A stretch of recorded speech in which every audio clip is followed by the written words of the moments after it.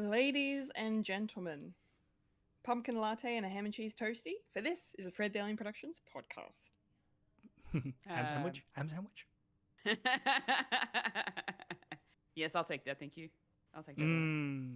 Yes, only what the doctor orders. Exactly. Cue. I don't know what we're yelling about! We came, we saw, we kicked its ass! Finished. Wait a minute, Doc. Are you telling me you built a time machine? Kind of a DeLorean? The way I see it, if you're gonna build a time machine into a car, why not do it some style? Who is this? What's your operating number? Boring conversation anyway. Look, we're gonna have company! Loud noises!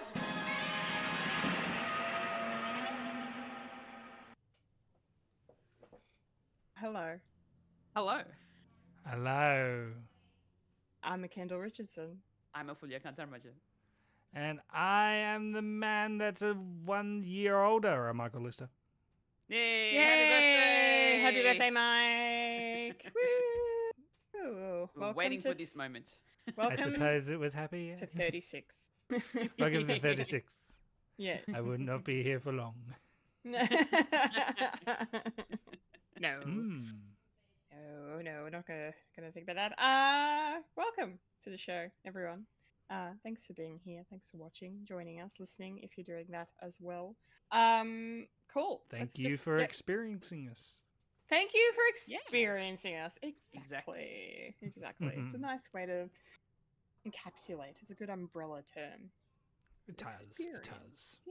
Yes. So let's begin with the experience by diving in to the weekly watchings. Fulya, tell us what you've Yes. watched. I've literally only watched one thing.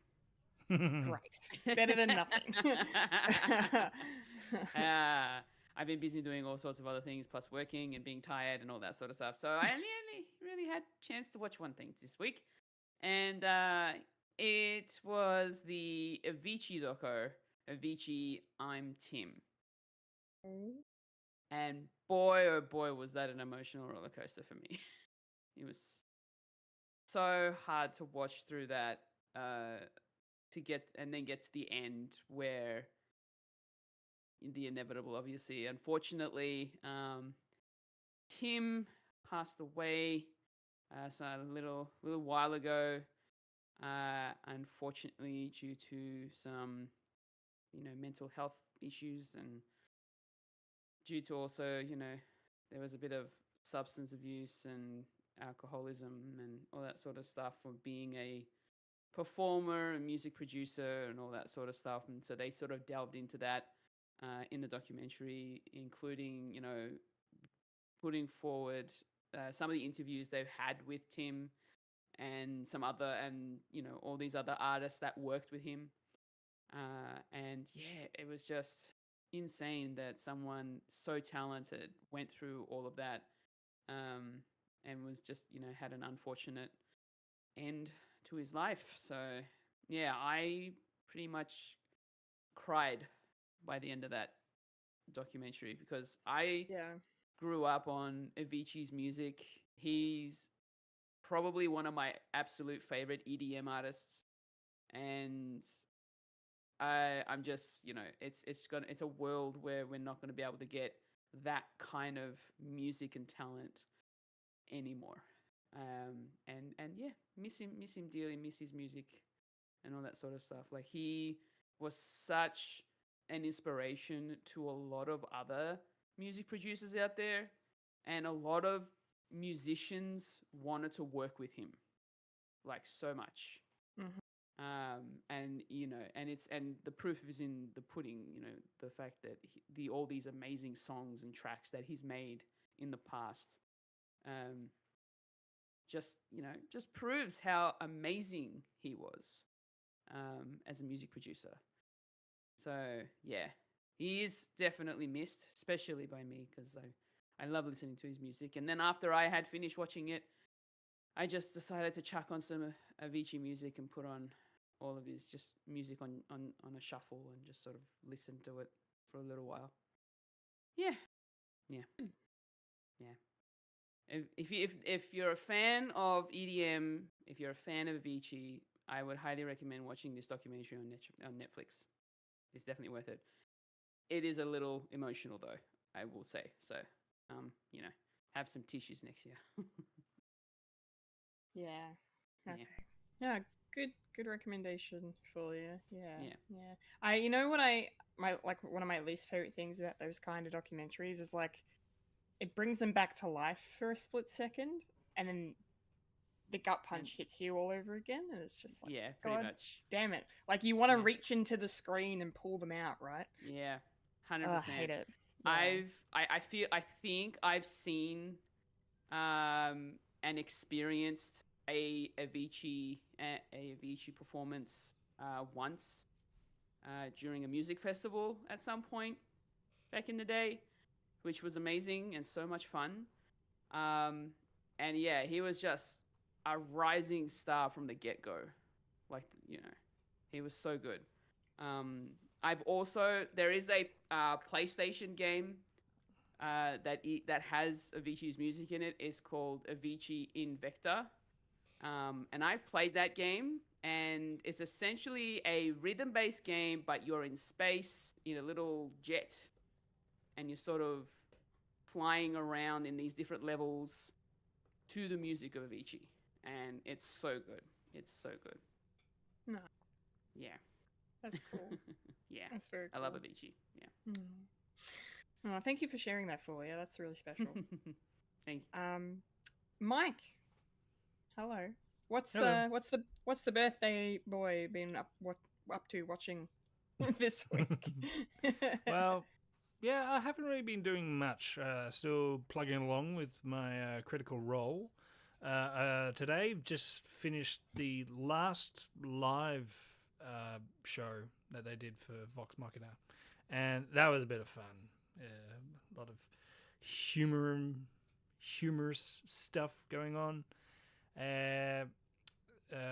Don't want to spoil anything, but there was a couple of pranks being pulled on fellow players, which hopefully will get touched upon in the other season. And yeah, and still going after the big bad. Not sure if we've actually named it yet in the show, but yeah. So they're going after the next and final big bad, and it's world ending. So it's getting pretty fun, getting pretty cool. A lot of fetch quests. So, and dealing with gods as well. So that's a bit of fun, and pretty much by the end of the week, I'll be done basically with the main campaign. And is to be seen if I go to the next one. Don't know. Probably not, because I've got a lot more stuff to finish watching, like Daredevil. I still need to finish Daredevil because March is approaching. We're in bloody February now, so that's I still need to watch the original. Yeah, you just need start time. I've got a backlog of things to watch, man. Yeah, same.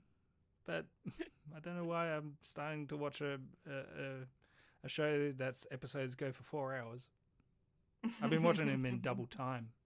Okay. Dude. No. My attention span is like I'm on edge all the time. But another thing that's keeps me mellow and sane. I've been watching Doctor Who. In February, I'm still up to the second Doctor, and I've been seeing a lot of parallels with new Doctor Who with old Doctor Who that I haven't really I knew of, but I haven't really witnessed it or experienced it. Certain character tropes that sort of spring up at the same time, like the Doctor has companions called Ben and Holly, which has the feeling of Ori and Raimi. Yeah, those two. What are they? Yeah. Rory and Amy. Rory and Amy. The Ponds. The Ponds.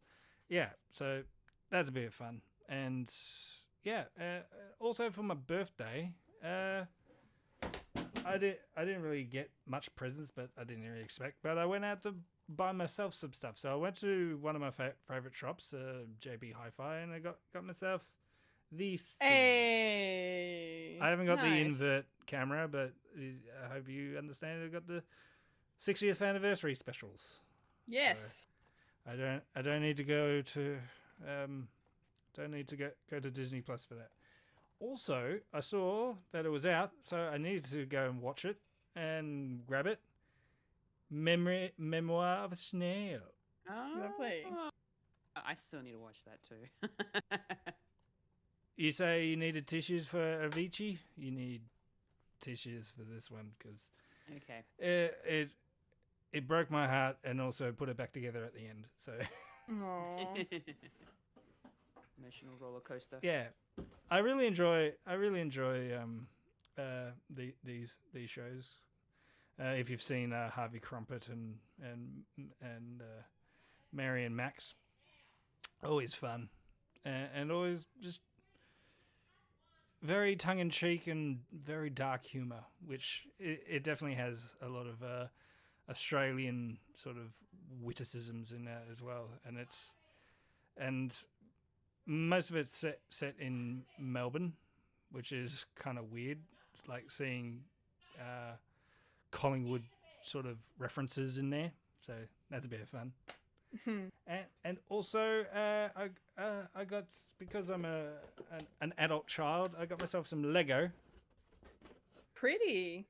I got some flower Legos. Oh, that's so cool. I want to get some more of those, but I would love to be able to get some of those bouquet ones because you can place them on a table and it'll look pretty all year round. Yeah, I got the pretty pink flower bouquet. Because my wife, I like Lego, and I always threaten to say, I'm going to buy some Lego and just going to put it on the wall. I said, we're not a uni house. It's like, okay, compromise. We can have a bouquet. That's a bouquet nice. of flowers all year round. Just don't get too close, otherwise you'll see that it's Lego. Yeah. And my mother's in the same boat as well, so she's got a bouquet of red roses as well. So, like mother, like son, haha. Yeah. Also this week, Invincible has started. So I watched the first 3 episodes of Invisible. Invisible. No spoilers. I haven't had time, but is it good? Yeah, it's all right. Nah, it's good. It's worth the wait, and I thought I needed to go watch like a deep dive or anything like that. Nah, you can hit the ground running and know, oh, this is where we're up to. This is good. Right. And that's good. And yeah, the dynamic is interesting. We get to focus a little bit more on Cecil, which is interesting, in his sort of dynamic that he has with Mark now that he's sole go-to for any global threat. So that's a cool dynamic to explore, and yeah, interesting where it's going to go, because the at the end of the previous season, something's going to happen. Someone's coming. Something's going to happen, and we don't know what. So that's going to be fun. And yeah, that's good. That's good. Yeah, and that's basically my week. It's mostly Doctor Who, Invisible, Critical Role, and oh yeah, before I forget, from last week, finished up What We Do in the Shadows. Hey. Yeah, so I might say this here, so you can probably talk about it, Kendall, maybe? I don't know. Could? Yeah, it's good. Yeah, I can talk about it if you want. Yeah. Cool. The ending was adequate. Not adequate. Like, it's a good word. anything like out of the world, because they basically say that all endings of shows are big hype, but not much return. So, and they fulfilled that promise. So I can't complain that much. It's good. It was good. It's I reckon it was good. Mm. Not great, but good. Yeah. I guess I'll just piggyback off that, shall I? Yeah. Yeah, no, I will agree with you. Like, yeah, it didn't like knock my socks off or anything, but it was like it was a clever way, I think, for them to bow out because it was very meta, which is very them. So it worked in that sense. I remember I remember enjoying it. It's a while ago that it ended now because I think it ended just after we wrapped for the year. Yeah, it was like the last last year episode when we in finished. December. Yeah. So, yeah, no, I remember, feeling exactly the same as you, Mike, just being like, yeah, this is nice. This is fine. Like, they didn't not stick the landing, but they didn't go above and beyond either. It was just like, Yeah. we're wrapping things up. We're moving on. Wasn't as egregious as some like finales. They can do that. I did appreciate like Guillermo and Nandor. Their ending was lovely. Very very funny. Some people thought it was gay baiting, but look, a lot of that's the problem. And I want with to get ships? into a tangent about shipping. Yes, it's the problem with shipping, especially if you're shipping queer relationships that aren't explicitly written as such and you're just reading into the text what you want. That's totally fine. You're allowed to do that. But don't get pissy when they don't do it in canon and then go, oh, they queer baited us. I'm like, no, you're just interpreting it how you want to interpret. That's not the intent of the writer. But then art is also up for interpretation as well. Yeah. So it's it's just it goes around and around. It's a snake eating its own tail, So I just don't like people that get shitty about it when it doesn't go like in terms of the shipping stuff. Like I know Sauron and Galadriel are never going to get together. That's not happening. But I still enjoy the dynamic of the relationship, the light and the dark. Good versus evil. It's gripping television. But I'm not going to delude myself into thinking that's going to happen. So some people from are the same just person who likes Raylo. me. Yeah, didn't you like Raylo? Yeah, I did, but I didn't go hard for it like No. like some of the other ships I've shipped. I didn't get pissed about the way I would have preferred they not make Raylo canon, to be honest, because it just felt fan baity to me, and it just wasn't done very well. I mean, I didn't mind Raylo, but I wasn't a big Raylo shipper. I know people that are and were, but not really me. I liked Kylo Ren, and he was a missed opportunity. But anyway, we're getting on a tangent. Yeah. What about the Winchester boys? Isn't that a ship as well? Yeah, Fulya. And aren't there people out there that ship Sam and Dean together? Wincest, I believe it's called. Wow. I've not heard that at all. Really? No. Okay, They're brothers. Why would you? She's not that part of the internet. No. Don't go on that part of the internet. I'm not surprised. Anyway, let's talk about other things. The rest of my weekly watchings, in no particular order. I went to the movies during the week, and I happened to see Nicole Kidman in Baby Girl. A lot of people have been talking about this movie because it's this like power play between this older woman who's in her middle-aged CEO, HBIC kind of vibe, and then this intern starts, and he's like half her age almost, and they enter into a consensual affair where the roles are reversed, and he is. It's not like a sub-dom relationship. It's more just like a she likes being told what to do sort of thing, and he likes doing that because like if that's what you want, I will be that person for you. A lot of people have been going on about how like raunchy it is, or how like, oh my god, I can't believe Nicole Kidman did this movie. Like there are definitely some scenes in there where I was like, wow, that's, you don't really see certain things like shot in this way, done in this way, but like, I don't know. Maybe I just write too much smut because I've written about more fucked up shit than what I saw in that movie. Oh, do tell. No. There's a safe space here. No. Archiveofourown.com. Or .org or whatever it is. No, Which no, is it? like it was. It was no, but it was it was a good movie. Like it was just Nicole gave a really great performance. I really enjoyed her performance a lot. Antonio Banderas plays her husband, and Oh. and he's fine in it. Like he doesn't really have much to do. But then Harris Dickinson is the actor that played the young intern, and he was very good. Like he's a very good actor. He's young and up and coming, and he's definitely going to be someone to watch. I think he already is, but like he was good. It was a good movie. I liked it. I just was expecting it to be a bit more risque than it was, but that's me, I guess.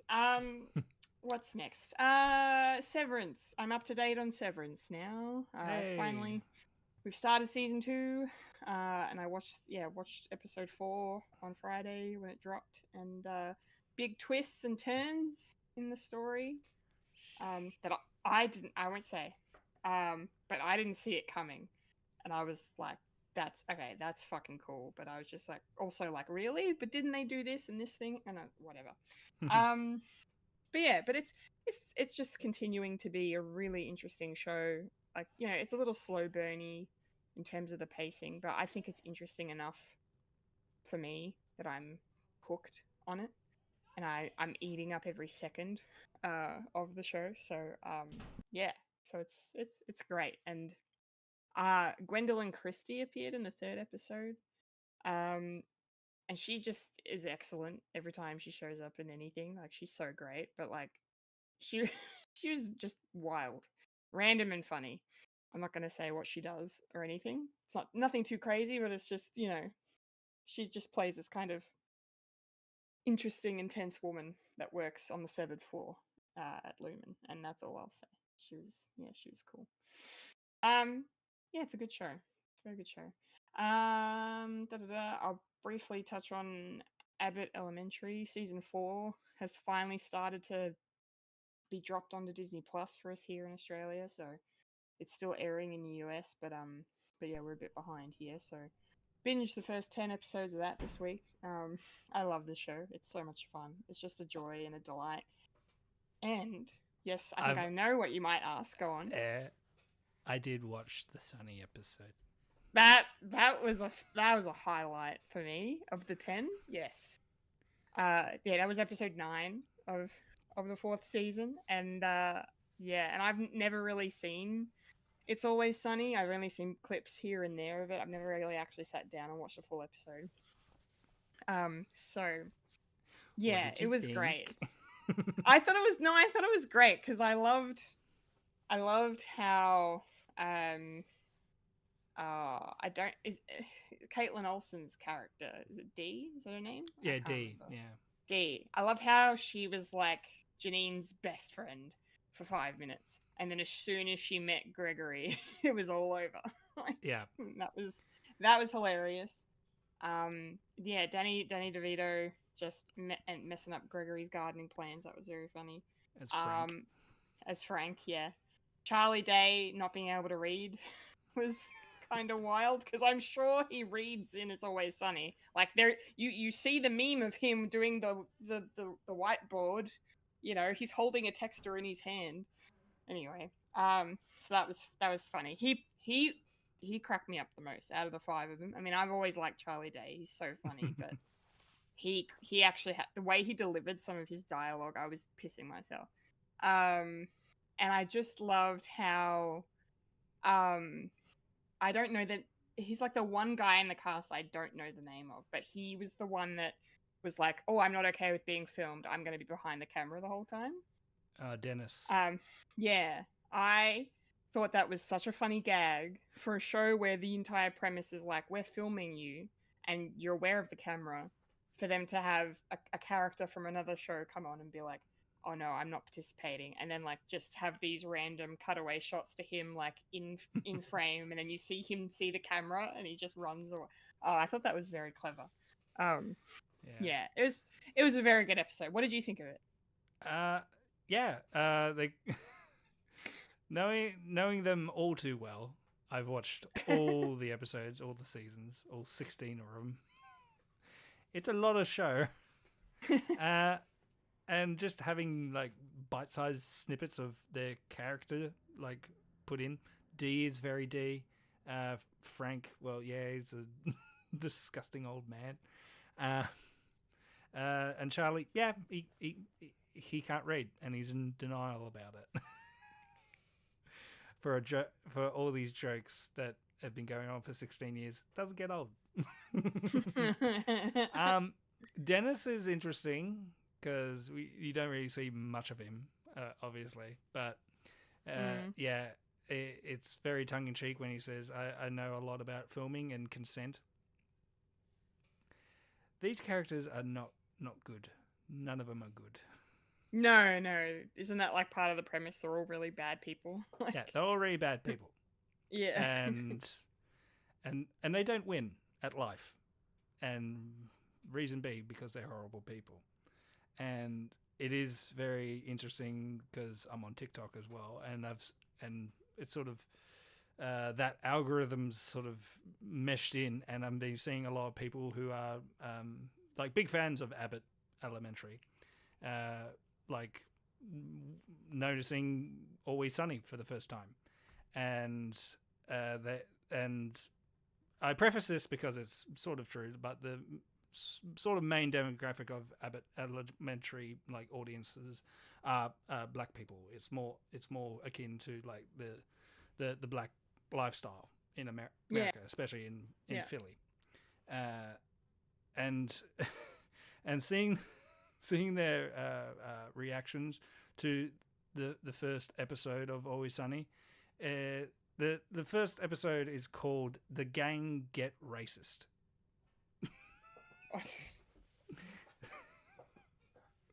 Perfect.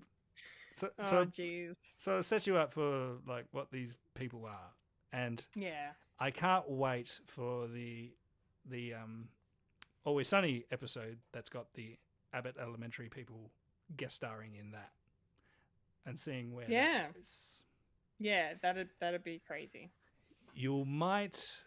If you do tend to watch that, Kendall, you might be shocked if some of them might swear for the first time.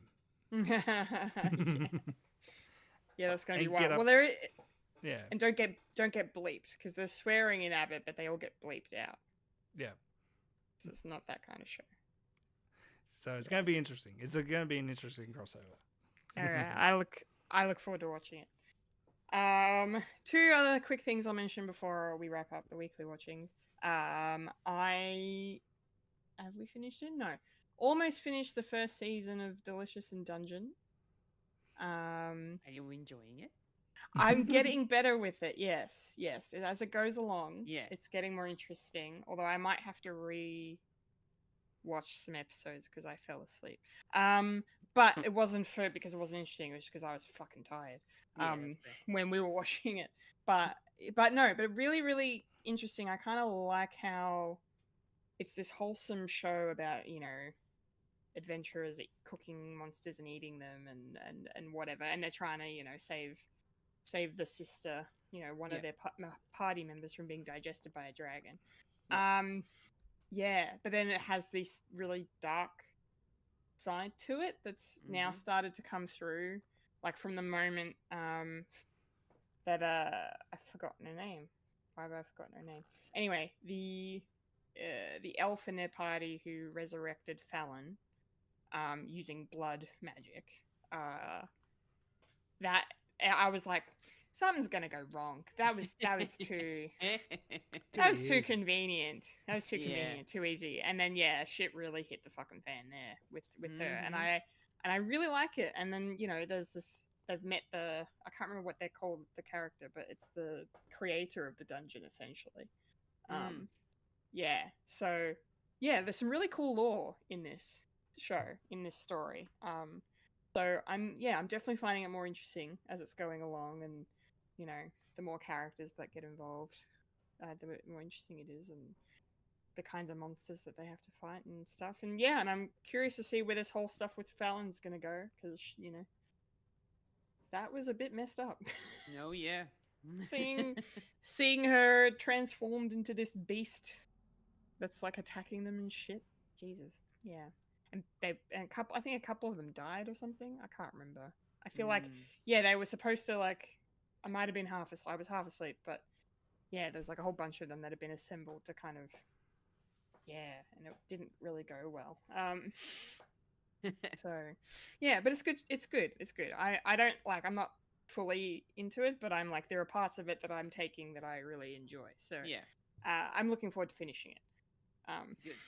In probably a couple weeks. So yeah, it's fun. It's a fun time. And lastly, I made good on my word already, Mike. Oh. And I watched the first episode of Twin Peaks. Oh, Yeah. Yeah, just the first episode. well, it does go for an hour and a half. It was very long. But I really like it, actually. Like, it's interesting. It's very up and down. I found the first episode because once Kyle MacLachlan showed up, I was like, let's go. He's great. I love him. He's so good in this. Sold. Take my money. He's just like, him talking into his like voice recorder, you know, it's just fantastic. And it's just really interesting and engaging. But like some of the other stuff with some of the other characters, like some of the teenagers, is a bit like, oh, okay, whatever. I guess we gotta, you know. But then like that starts getting more interesting, because there's obviously, you know, they're connected to whatever happened to Laura. Yeah. I guess, and like, you know, and then it seems to be a serial killer involved and all this stuff, and then, yeah, it's really cool. Yeah, I like it, and I like the vibe of it, and the sound, like the score, the soundtrack is really cool.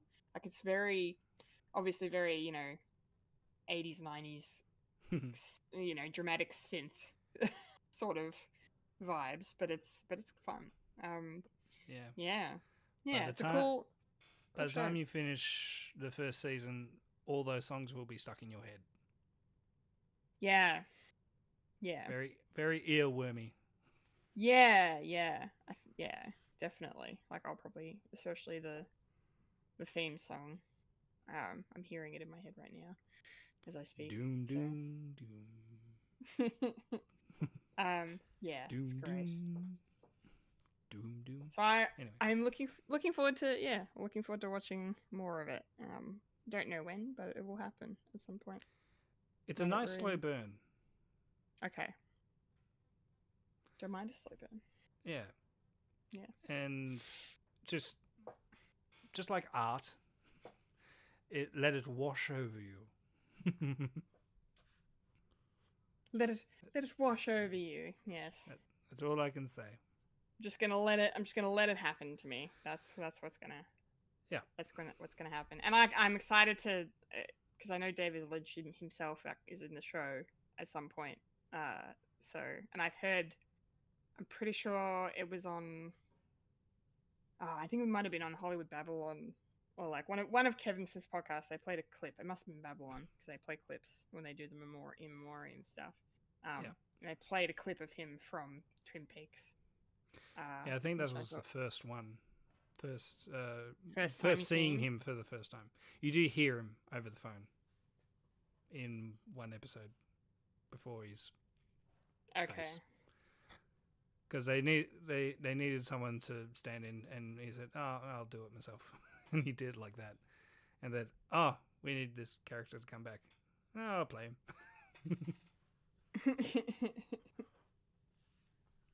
Good.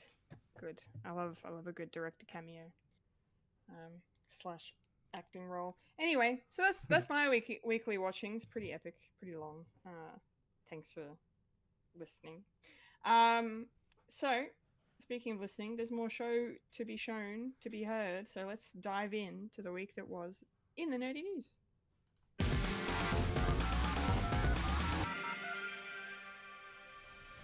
This is the news in nerdy news. The nerds that talk about the nerdy news. That is us who talk about the news that is nerdy.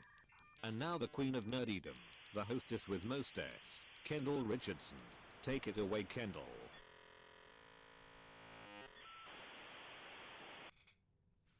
Yes, it's the nerdy news. Here we are, and as is the way these days, there's not much news, but we've got a couple of interesting things to talk about, especially this first topic, which I'm really keen to get your guys' thoughts on this, because I haven't really talked too much about it yet, but I've been thinking about it a lot this week because Buffy's coming back.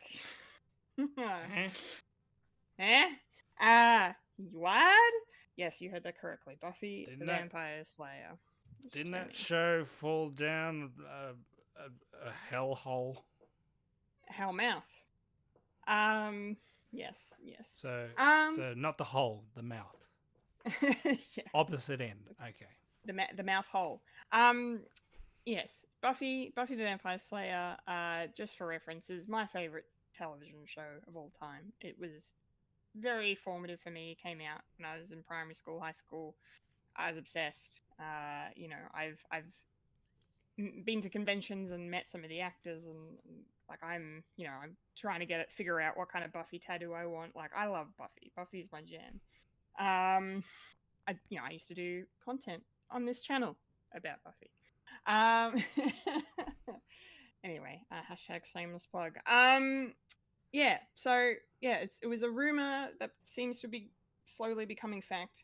It was reported by Variety, I believe, first that it was moving forward at Hulu, which means if it does eventuate, it will be on Disney Plus for us here in Australia. But that makes sense because, of course, Disney owned Buffy because it was Fox owned previously.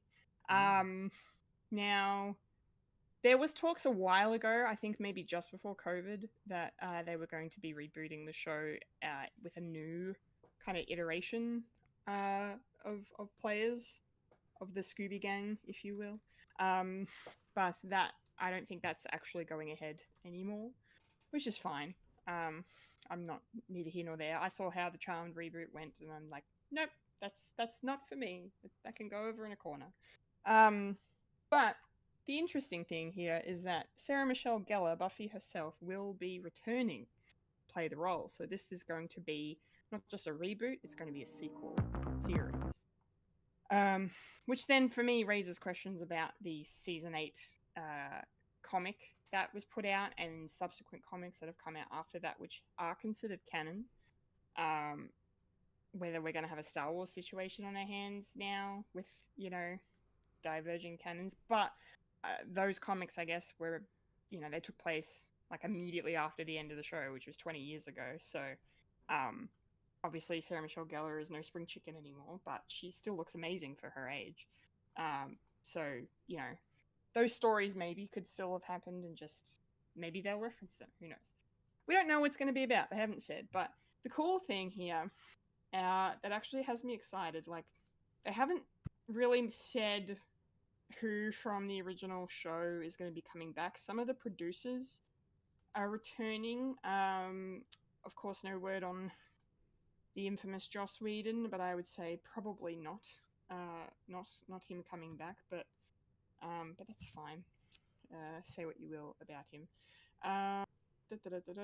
Yeah, so some of the original producers, Gail Berman, Fran and Kaz Kazooie, and the one and only Dolly Parton. I don't know if you guys are aware, Dolly Parton was a producer on Buffy. I didn't. Yeah, she was. I don't think she was credited, but she was involved in the show from distance. She worked hard. Yes, for the money. From 9 to 5. From 9 to 5. Yes.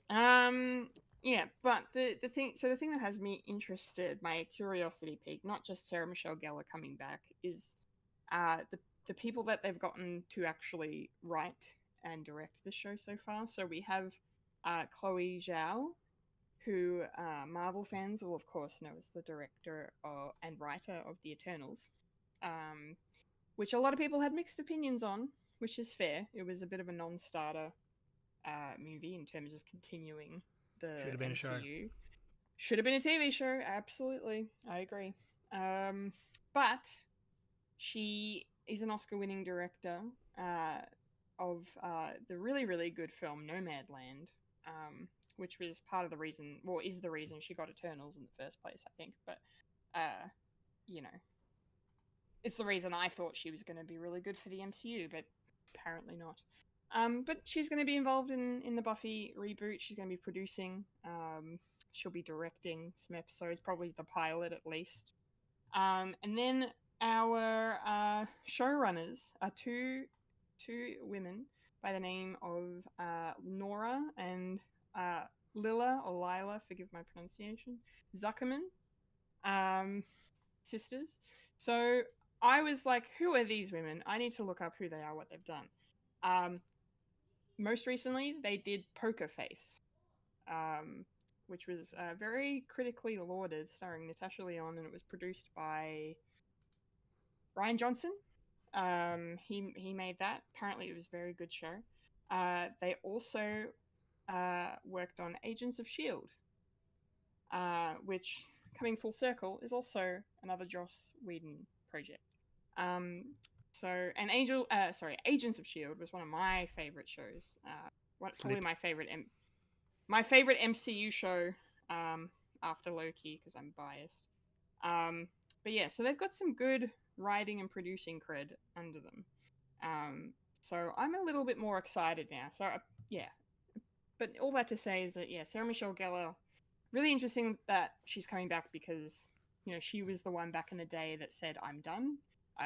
We've told Buffy's story. I want to do other things, and the show ended because she walked away. Right? They were planning to continue, but she was like, no, we're over. And in her statement, she kind of said, like, she put out this big statement on her Instagram, on her socials, and was basically just saying that, she met with Chloe Zhao and, or Gail Berman, sorry, and, well, I think both of them, but basically just to say that it was supposed to be like a half an hour, meeting that turned into like 4 or 5 hours of them talking and just going through things, and they've landed on an idea that she likes and that they all like. We don't know what that idea is, but who knows? I just hope they bring back Willow, because Willow's my everything. Alison Hannigan, please, if you're not watching or listening to this, but please come back, play Willow again, please. There's no Buffy without her Willow, in my opinion, but we'll see what happens. Anyway, that's my ramble and rant about this. I hope it's good. I'm going to be cautiously optimistic on it. I would like to see if they could get back some of the original writers that worked on the show. We don't need to have Joss Whedon in this, I don't think, for it to be successful. I think they'll be fine without him. But surely he probably he's going to get credit. Oh yeah, he will, because he created the character. So he'll get a based on characters created by Joss Whedon credit. Like, that'll probably be the extent of his involvement. But yeah. Anyway, fingers crossed, prayers and thoughts. I hope it's good. Fulya, you've seen some Buffy. You've watched Buffy, yeah? I've watched the whole series. Yeah. Yeah, you've okay. You're a fan. How does this news sit with you? Do you want to watch this? Are you interested? Or are you a bit concerned as like, is it that it's not maybe going to be so good because too much time has passed or whatever? It really depends on where they take the story. I'm happy to not have one, to be fair. The way that the show ended and just how that show pretty much was back in the day was actually really good, and I really enjoyed it for what it was. I don't know how well. I'm a little worried more so because a lot of shows these days that have been rebooted haven't really been met with great reviews or like sort of positivities. And I'm just worried that this is going to be in the same sort of Yeah. same vein as everything else that's come out. Granted, I don't know what the creators are going to be like and the directors. So, and considering they're going to be much different from what they were back in the day, it might be fun. It might work out well. I'm just worried that it's not going to hold as high as esteem as what the original series was back in the day. That's just my concern. Because that's what a lot of other shows that have been rebooted have been. Like, look at Frasier. Like, that sitcom was so good and hilarious, and I'll rewatch that show from start to finish like once a year. But the new series that got rebooted in a more current context, I don't know how I feel about it. It's like I've watched the first season, and I was like, yeah, it doesn't have the same humor as what it did back in the day. So I'm slightly concerned that Buffy's gonna end up like that, essentially. So I don't know.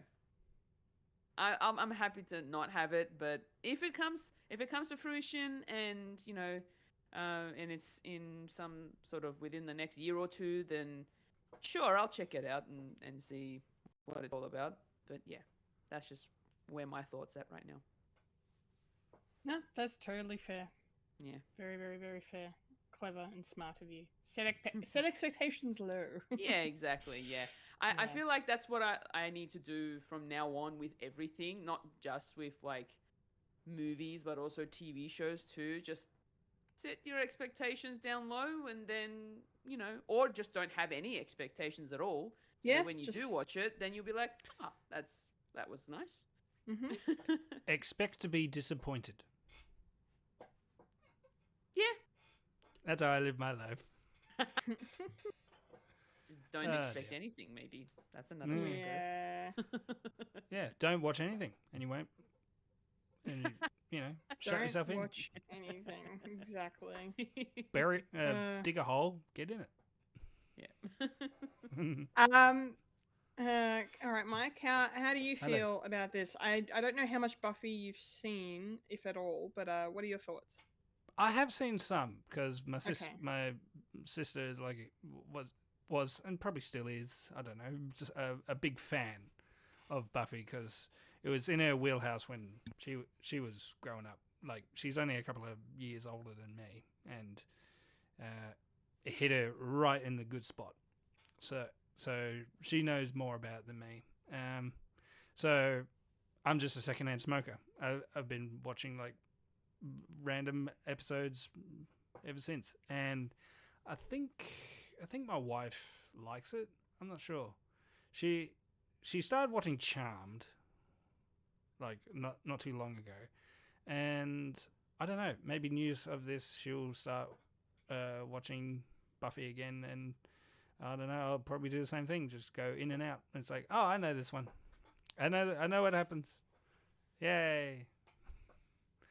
That's gruesome. When Willow went whoosh of the guy's skin. So good. Bored now. Bored now. Yeah. She's too dangerous. She should die. I think Willow should meet Charles Xavier's sister. Yeah. Willow and Cassandra Nova. Let's make it happen. They're both owned by the same by company. the mouse. Yes. Exactly. Exactly right. Oh, bless. I know Spike's dead, but can we get a Spike? Well, I'd love Spike. well, they brought him back. he comes back in Angel. Spoilers. So there is. Oh yeah, there is Angel's a chance. after Buffy, isn't it? I haven't watched Angel. Sorry, spoilers. That's all right. Neither have I. I just know there's a bloody puppet. Hey, I didn't say they brought him back to life. He's just in the show. Well, no, he's a Somehow. vampire. He's dead. He's undead. Undead. You should watch fully. You should watch Angel. If you liked Buffy, you should definitely watch Angel. Like it's Disney Plus now, right? yeah. Should we all Like on it's there? I'd have to. It's a little different, but it's still good. Like Mm. it's like and there's some episodes of Angel that hold up amongst the best of Buffy easily. Okay. So yeah, I recommend. Cool. I recommend. Sorry for spoiling, but anyway, you've had 20 years. Fine. Yeah, Oh, we 20 forget we years. talked about it today. It's fine. Yes. Ah, Anyway, before I spoil anything else, shall we move on to our next item in the news? we shall. We shall. All right, closer to home. This week, the ACTA Awards took place Woo. here in Australia. Yes. So this is our version of the BAFTAs, or the Golden Globes, if you will, where we award the best in film and television made locally. So yeah, Better Man was the big winner of the night. Technically 4 an awards. Australian movie. It is. That's right. It was filmed here in Melbourne. Directed by an Australian, starring Australian cast as well. There's obviously Robbie Williams is involved. It's his biopic. Yeah, it took home best film, which is the top honor, which is very, very cool. Michael Gracie won best director. And then John O'Davis won best lead actor. I'm guessing he's the one that plays the monkey Robbie in the movie. I haven't seen it yet. But yeah, that's really, really cool for them. As far as the TV categories go, Boy Swallows Universe picked up 6 awards. That's a Netflix series based on a very popular book that I do kind of want to check this show out because it seems really interesting, and it's a period show. I'm pretty sure it's set in like the 70s or 80s. But yeah, they've been getting rave reviews, so no surprises to see that they won. I think they didn't win. They didn't win best drama series. What did they? Best mini series, because it's a mini series, so they won best mini series. Fisk won best narrative comedy series, which is wonderful. As well as Kitty Flanagan, she took home the award for best acting in a comedy, which I should point out is a category shared by men and women. There is no gender separation for that category, so that's really cool to see her take that out. I still need to get back into Fisk and finish it because I really liked it a lot. It's so good. Me and the wife have been watching the new series. It's so good. Nice. Memoir of a Snail won. Sarah Snook. I watched that. It's You good. watched it? Yeah, Sarah Snook took home the award for best lead actress in a film. For that, And also, which it's is up for an really Oscar cool. as well. It is. It's nominated for best animated feature at the Oscars this year, which is great. It probably won't win, but just to be nominated is really come exciting. Tom Gleason won for best comedy performer for his work on Hard Quiz. Yep, and his which is- acceptance speech is totally funny. You should watch it. Yeah. Well, everything he says is funny, so I'm not surprised to hear that. And speaking of Hard Quiz also won Best Comedy Entertainment Program. Yes. Yes. Jackie Weaver won for Memoir of a Snail as well. She was nominated for Best Supporting Actress for her role in that. What else do we have? Lego Masters was nominated for Australia versus the World, but lost in the Best Entertainment Program category to Spicks and Specs. Spicks and Specs is great, so I can't really fault it. And plus, the Australia versus the World was probably their weakest season. I think so far. I was about to Yeah. say, yeah. Yeah, it wasn't its best. No. best season. So hopefully this year, whenever it's coming back, they go back to the old school. Let's just keep it amongst the Aussies. Let's have a new group. You know, more teams. Make it I happen. agree. Yes. Yeah. Yes. Of course, Bluey won Best Kids Program. Yeah. Which is really cool. And then I just wanted to quickly mention, where is it? I lost it. Anne Edmonds won for Best Stand-Up Special for her show Why Is My Bag All Wet, which I saw her do at the Comedy Festival last year. Was it good? It was and very they're good. so funny. Edo is the best. She's just self-deprecating, outrageous. The voices she does is just she's just so funny. So it's really nice to see her have this success. I think she's a ripper Aussie legend, I reckon. So yeah, so that's the actors. Any thoughts or comments, Fulya? How are you feeling about any of these? You have a favorite category or a big snub you feel? Anything? Honestly, like it doesn't really bother me who wins. Australia wins, all right? Everybody gets an award here. Yeah. You know, considering how, the Golden Globes and the Oscars are very heavy on the North American side of things, actors can just be all about Australia, so that's fine. I'm happy for everybody to be winning. Who cares?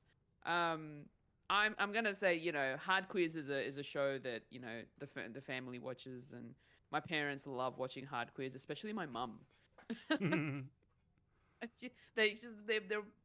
my parents are always laughing when they watch Hard Quiz. They love Tom Gleeson, so glad the show and Tom won some awards there. So at least that's pretty cool. But yeah, no, I mean the fact that Better Man has sort of sweeped it out in this particular award at the actors, I feel like I need to watch it. The one thing I will say is I like the fact that they don't necessarily have a category for best animated feature, but they mix it in with all the other films. That's because we don't produce that much. I know. But I just, it's still cool. Yeah. It doesn't need to be singled out. Yeah, It can be part of everything else. Swings and roundabouts. Yeah. So yeah, look, congratulations to all of the winners, and even to the nominees. Like they're all definitely well deserving. Yes. Yes, absolutely. Mike, what do you reckon? Does an Australian awards show make you a bit more amenable here? Yeah, because it's essentially my industry, but it's good that we have a night to see that Australia entertainment and media is still kicking, even though it's slowly dying a horrible death and being replaced by American shows. Because we used to have a quota of 50-50, but now that's slowly eroded to getting less and less Australian stuff, and just like licensing out known things like Marriage at First Sight and Gogglebox and all that. There's no more Australian shows, and that's why Hard Quiz is like constantly sweeping, because it's the only real Australian thing on TV, and Frisk. But I will mention best documentary, Otto by Otto. It's a trailer that we were talking about like ages ago that won best documentary in this. So that's another thing that I've been meaning to watch about the life of Barry Otto, who's an Australian actor. He's been around for ages, and it's been documented by his daughter. So, yeah. Great. That's really cool. Yeah. I mean, isn't Barry's daughter Miranda? Yes. Yeah. Mm-hmm. Wonderful. And alright. she's done some Lord of the Rings stuff. I mean, I was gonna mention it, but I'm like, no, I won't mention it. But Ah, Yeah, Barry sure. Otto. He was know. Strictly Dancing and Australia and and Cozzy. Don't forget Cozzy. Have you seen Cozzy? I haven't seen Cozzy. I Neither know seen Cozzy, but I've never watched it. I should. There's Cozzy. It's got Ben Mendelsohn in it. Mendo. Before Krennic. He played a good Before guy, Krennic, which is weird. yes. Krennic. Critic. He played a critic. Hey, mate. Hey, mate. Not going to call the cops, are you, mate? I need to see Family. I need to rewatch that. That was a great movie. Animal Kingdom. Holy crap. Animal Kingdom. Yeah, Animal Kingdom. Yeah. Animal Shop. Animal Show. Okay. Apparently there's an American version. There is. They made it a TV series. They adapted it into a series, and apparently it was quite good. Yeah, interested. Mm. But not high hopes. Because No, I've seen no. the American Kath and Kim. Yeah. I like Molly Shannon, but no. No thanks. No, thank you. No, thank you. No, thank you. Okay, let's move it on, shall we? It's time to roll on up to the trailer park. Rolling up to the trailer park where we all park all the trailers. Hee-haw. Oh my goodness. Ladies my and Marvel. gentlemen. Oh my Marvel. What a exciting week for trailers this week. Holy shit. Starting with, of course, the biggest of the bunch.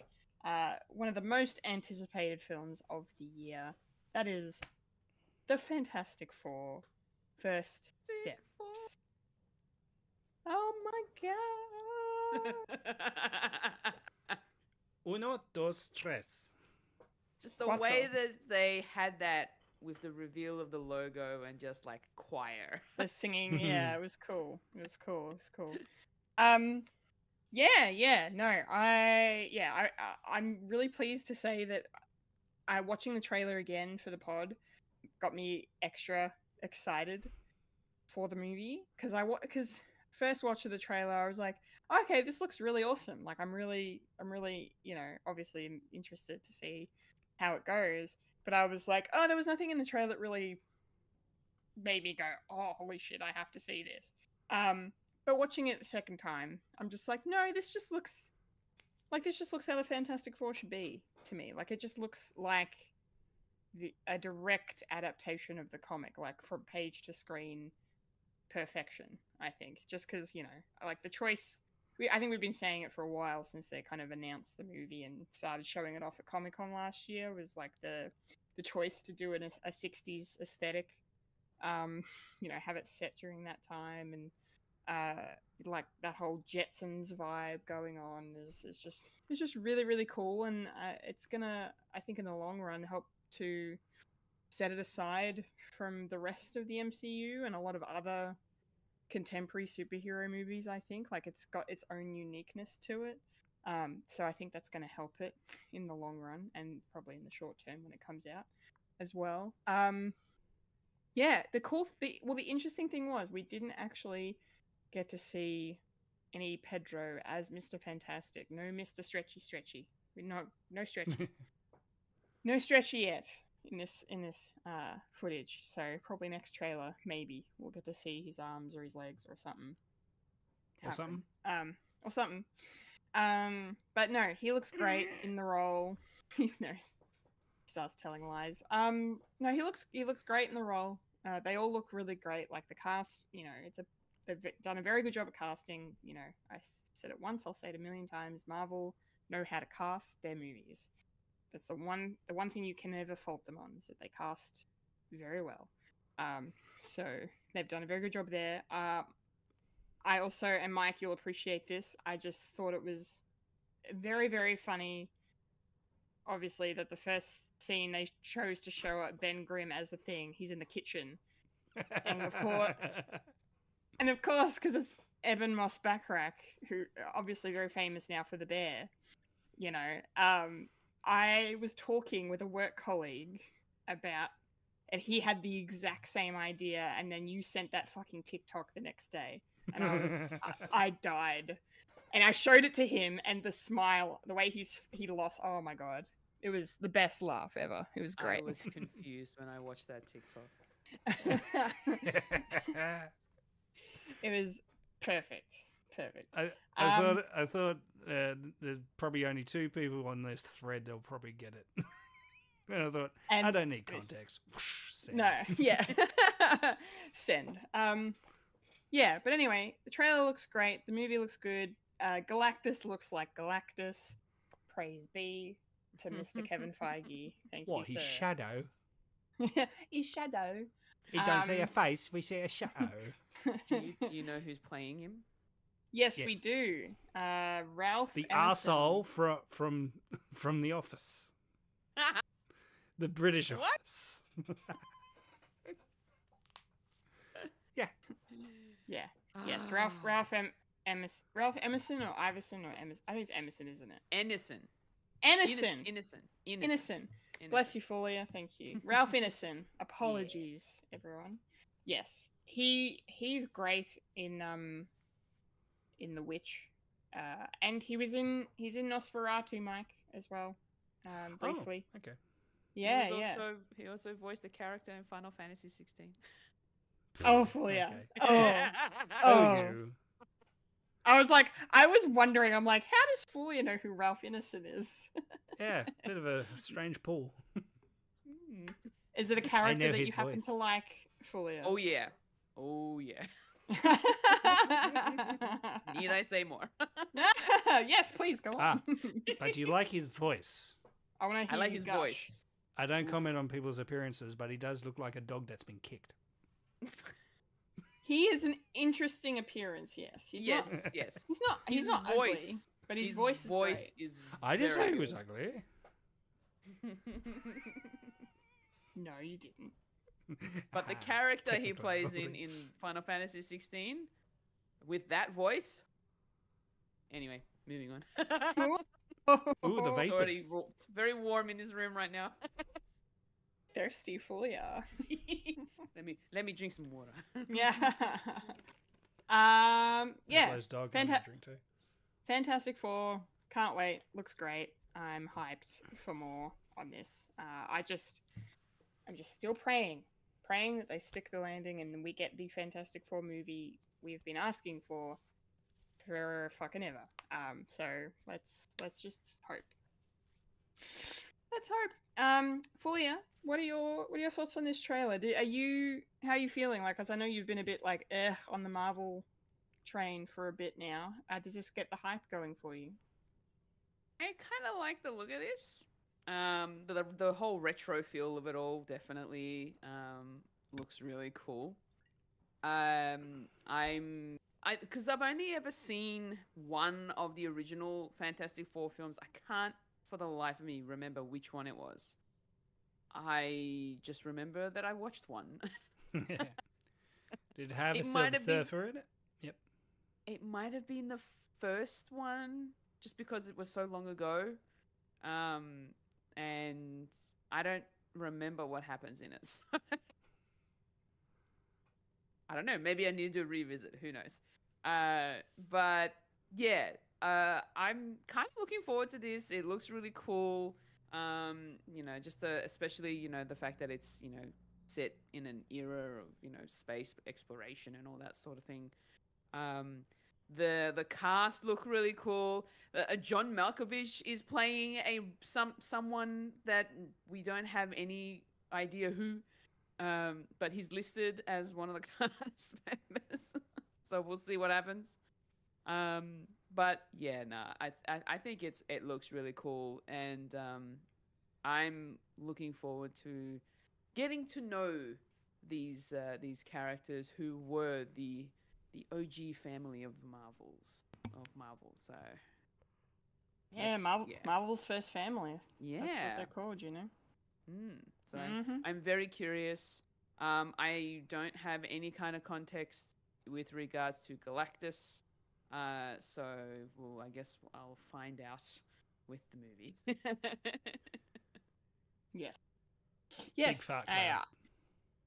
No.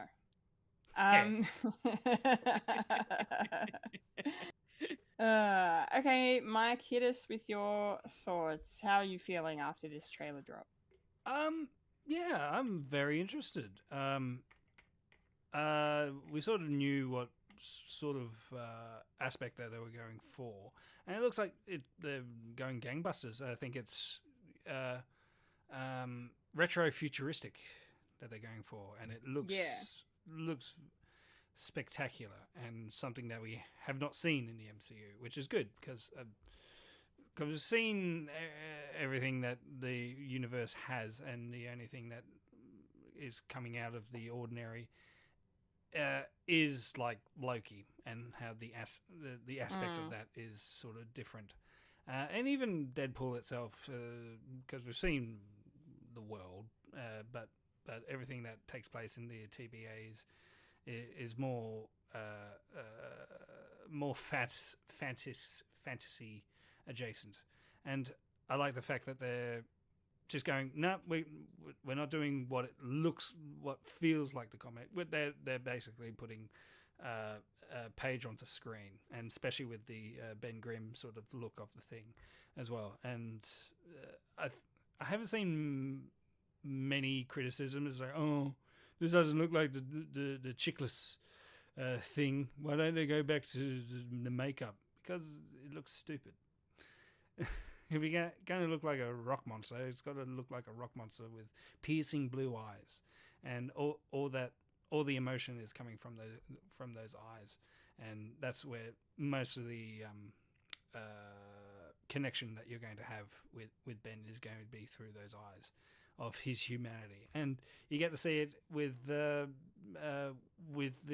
scene that we sort of saw, and yeah, there's no going around it. Yeah, it's connective tissue of, it's it being like the bear and all that, and cousin cooking it, want some garlic just to get a bit of zep. He's like, yeah, we like him already. It's because that's the hardest bit to have when you got a completely CGI character. You need to find like some sort of humanity within it, and it's smart that they actually did it in the trailer with this. So I'm not sad that we haven't seen Mr. Fantastic stretch yet, because we know he's a stretchy guy, because we've seen a version of that already in the MCU, and he got spaghettified and his head popped like a balloon. Which is going to be interesting of who's going to die in this one.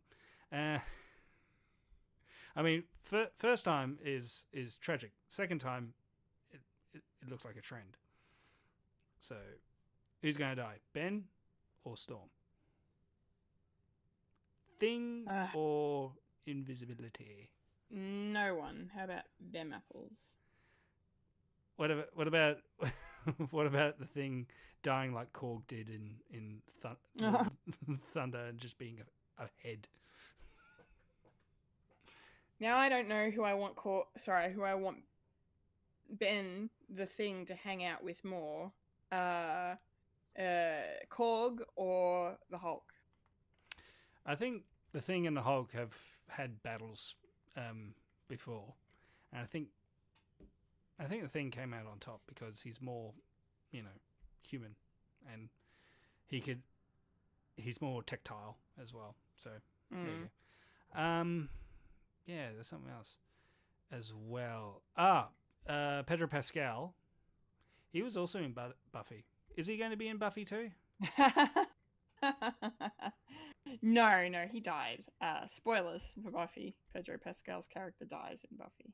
But in the same I episode. remember him in. Oh the yeah, show?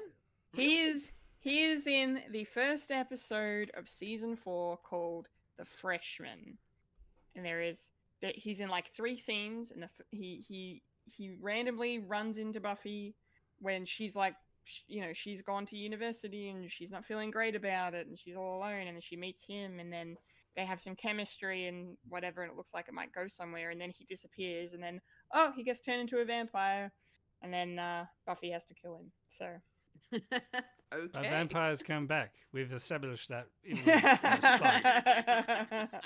So, yeah, you know, yeah. Hang on, I'm gonna find a photo of him, and I'll send it. we to know you what later. Pedro Pascal looks like. On Buffy, damn Oh, you. okay, young Pedro. Young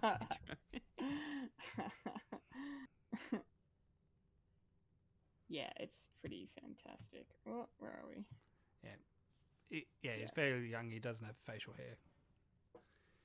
No, And also- you wouldn't recognize him. Like, Yeah. Yeah. And didn't he have a stage name as well, or something? Or he No. was Pedro.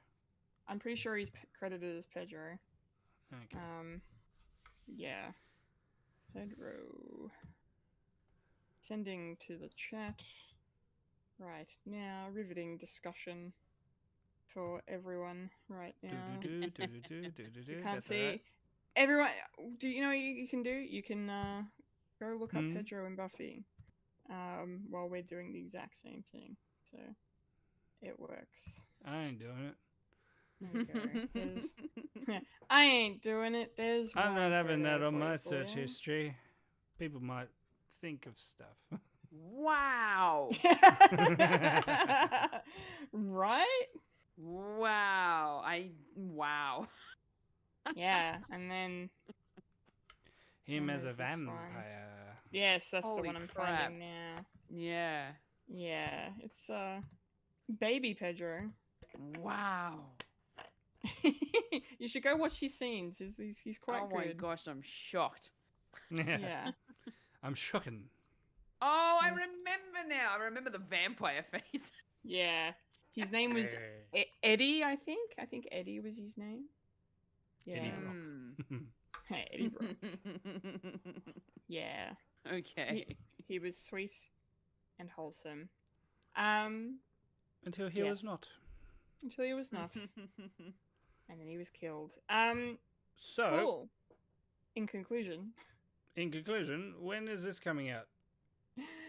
Fantastic Four First Steps will be in cinemas on the 24th of July. Oh, what else is coming out in July? Superman. Yes. And you know what else is coming out in July? The next movie we're going to talk about. Segway King. Segway King. At it again. Thank you. Yes, our second trailer is for it's the other big trailer that came out this week. This is our first look at Jurassic World Rebirth. I'm not feeling optimistic about this in the slightest. It didn't really do much for me. Great cast. Not going to fault the cast. Scarlett Johansson, big tick. Jonathan Bailey, big tick. Mahershala Ali, he's not Blade, so big tick. Yeah. Good cast. He had something to do. He had something to do, yeah. He's like, well, I guess I better make a Jurassic movie if I'm not going to make a Marvel movie. Yeah, I mean, I like the fact that we're probably going to get, like, they're teasing these dinosaurs that we've never really seen before. Like, they left the worst ones on this island, you know? Yeah, they mentioned that twice, and I was like, okay, guys, we get it. Thanks. That's for the people at the back. And and then also just the question I have of like,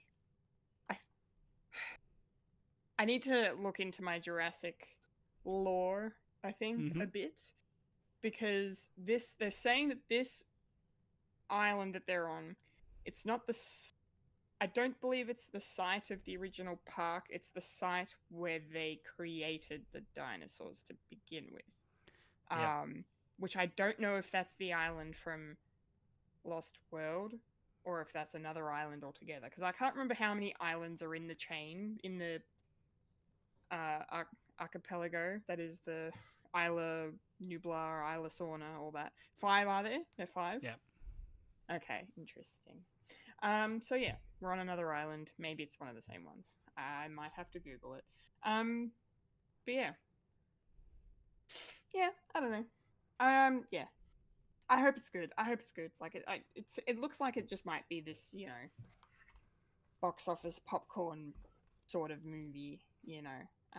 I don't know what it's really going to be offering in terms of the franchise because it was only a couple of years since the last one came out. 3 years almost. So yeah, yeah, Mm. yeah. I don't know. I like these movies, most of them anyway. Not all of them are good. But yeah, I don't know. I just hope it's good. I hope it's good. I have not much else comment on. Fulya, what do you think? Are you a fan of the franchise at all, or not really? Not a fan of the Jurassic Parks or the Jurassic Worlds. I am definitely not that fan, I suppose. But Right. you like not- dinosaurs. Yeah, Mm. kind of, not really.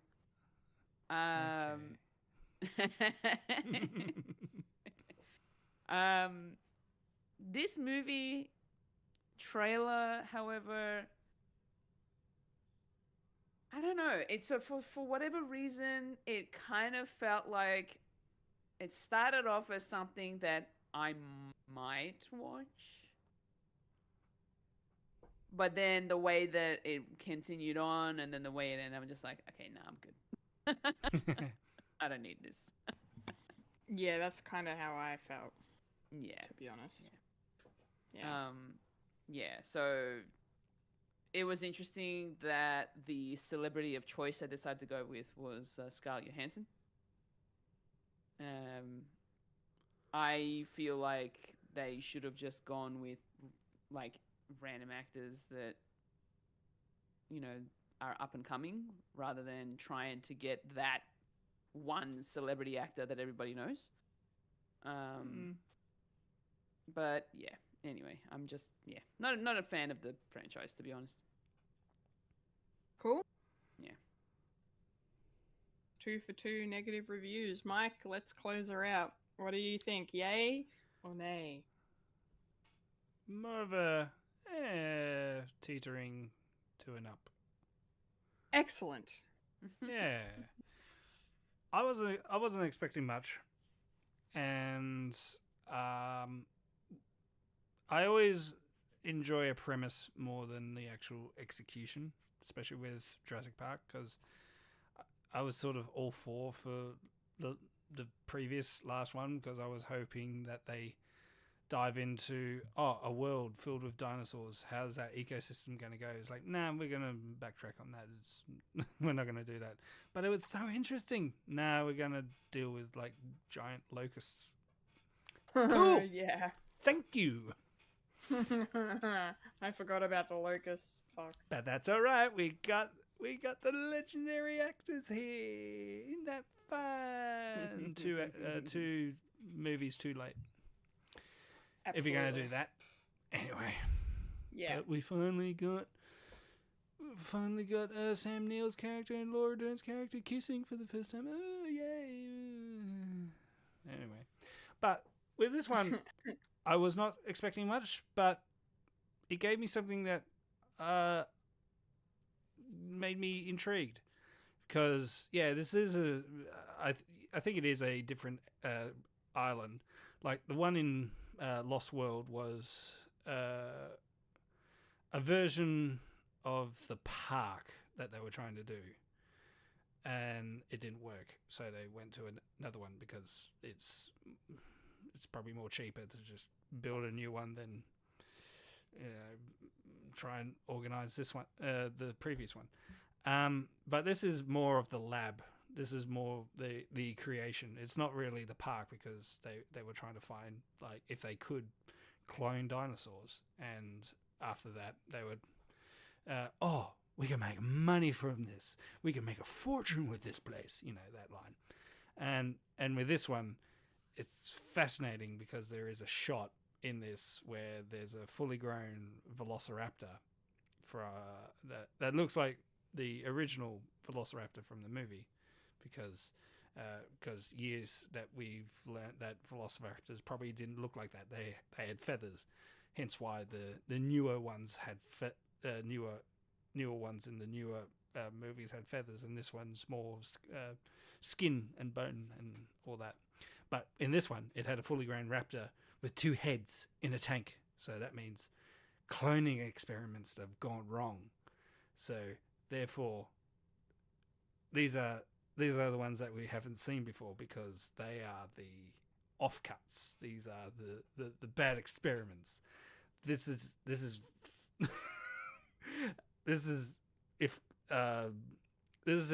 if Jurassic Park and Resident Evil mixed together, and I'm sort of interested in that.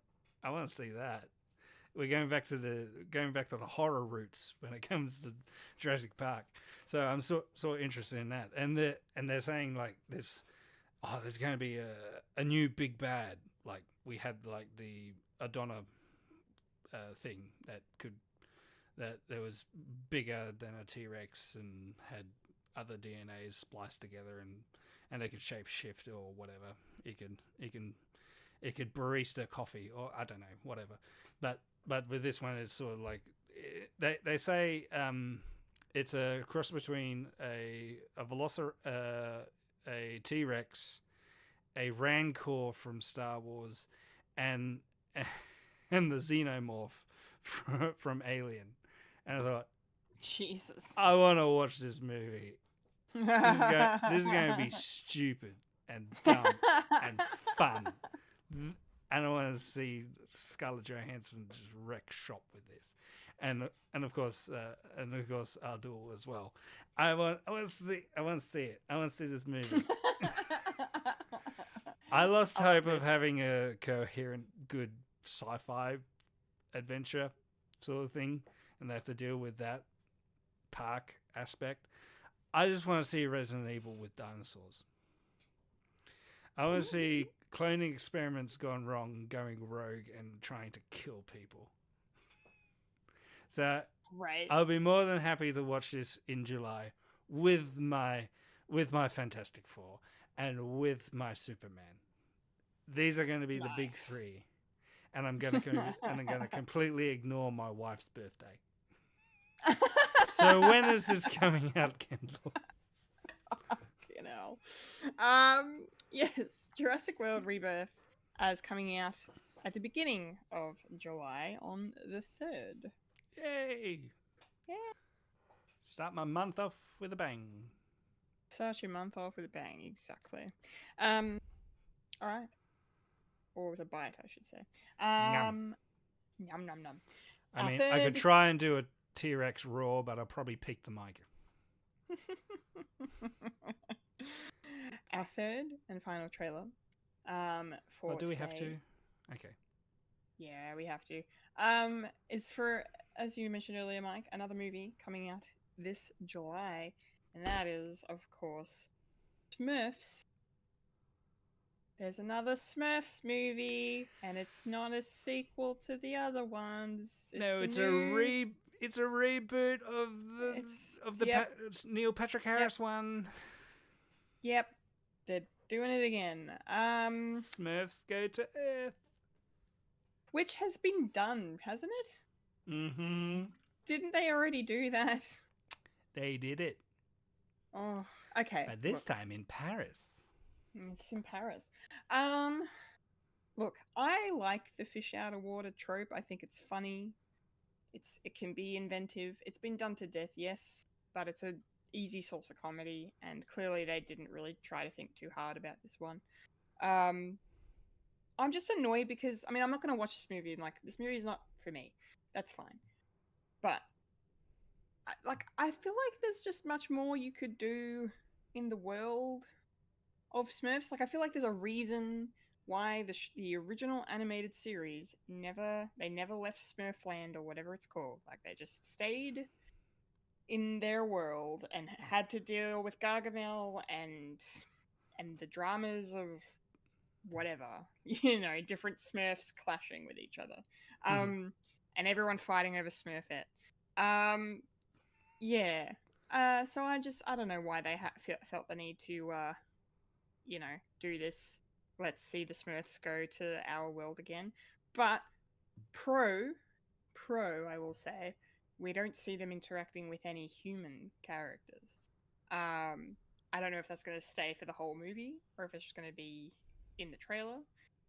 I would prefer if they didn't interact with any humans. I feel like there's enough Smurfs, and we're getting Gargamel and his brother as well as villains in this movie. So, I think that's good enough. But I kind of liked the, I don't know, what are these spy Smurfs that they're introducing? Like, there's something different there at least. I don't know how good it'll be. Probably not. But I don't know. And then, Rihanna is amazing, but just as an interesting choice for Smurfette, and also the fact that she's going to be making music for this movie, and she hasn't really made a lot of music in years because she's been busy with her fashion label, her makeup label, and she's a mum now. She's raising kids. I think she's got 2 kids now. So that's why she's doing this. That's why she's doing a Smurfs movie, exactly. That's one thing I was going to mention. But I don't know. It's just interesting that this is her, like, apart from that obvious reason, that this is her choice to, I'm just going to do this.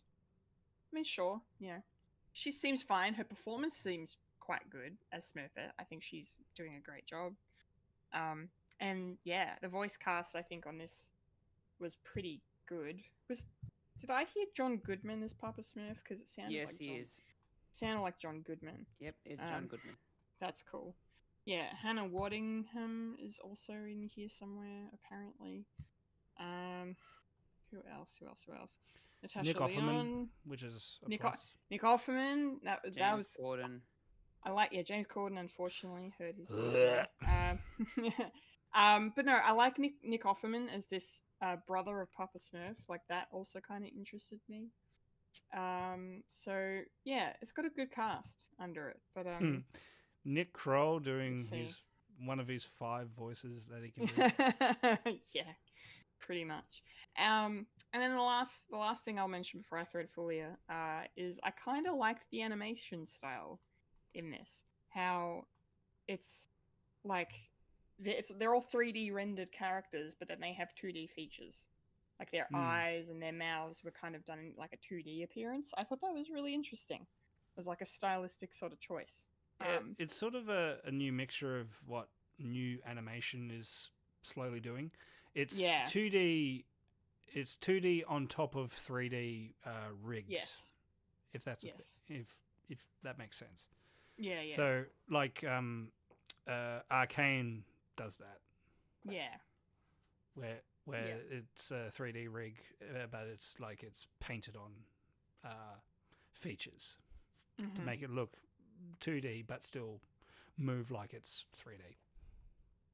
So it's sort of like the hybrid animation sort of thing. Yeah, it's cool. Or you can cut out the middleman and say, "Oh, it's fucking Spider-Man Into the Spider-Verse." I wasn't gonna reference it, but yeah, I guess you gotta. Yeah, it's there. It's for the normies. It's for the people at the back. The people at the back, exactly. Okay, Fulya, hit us with your thoughts on the Smurfs trailer. I don't like it. Oh! I know. Amazing. It ain't so.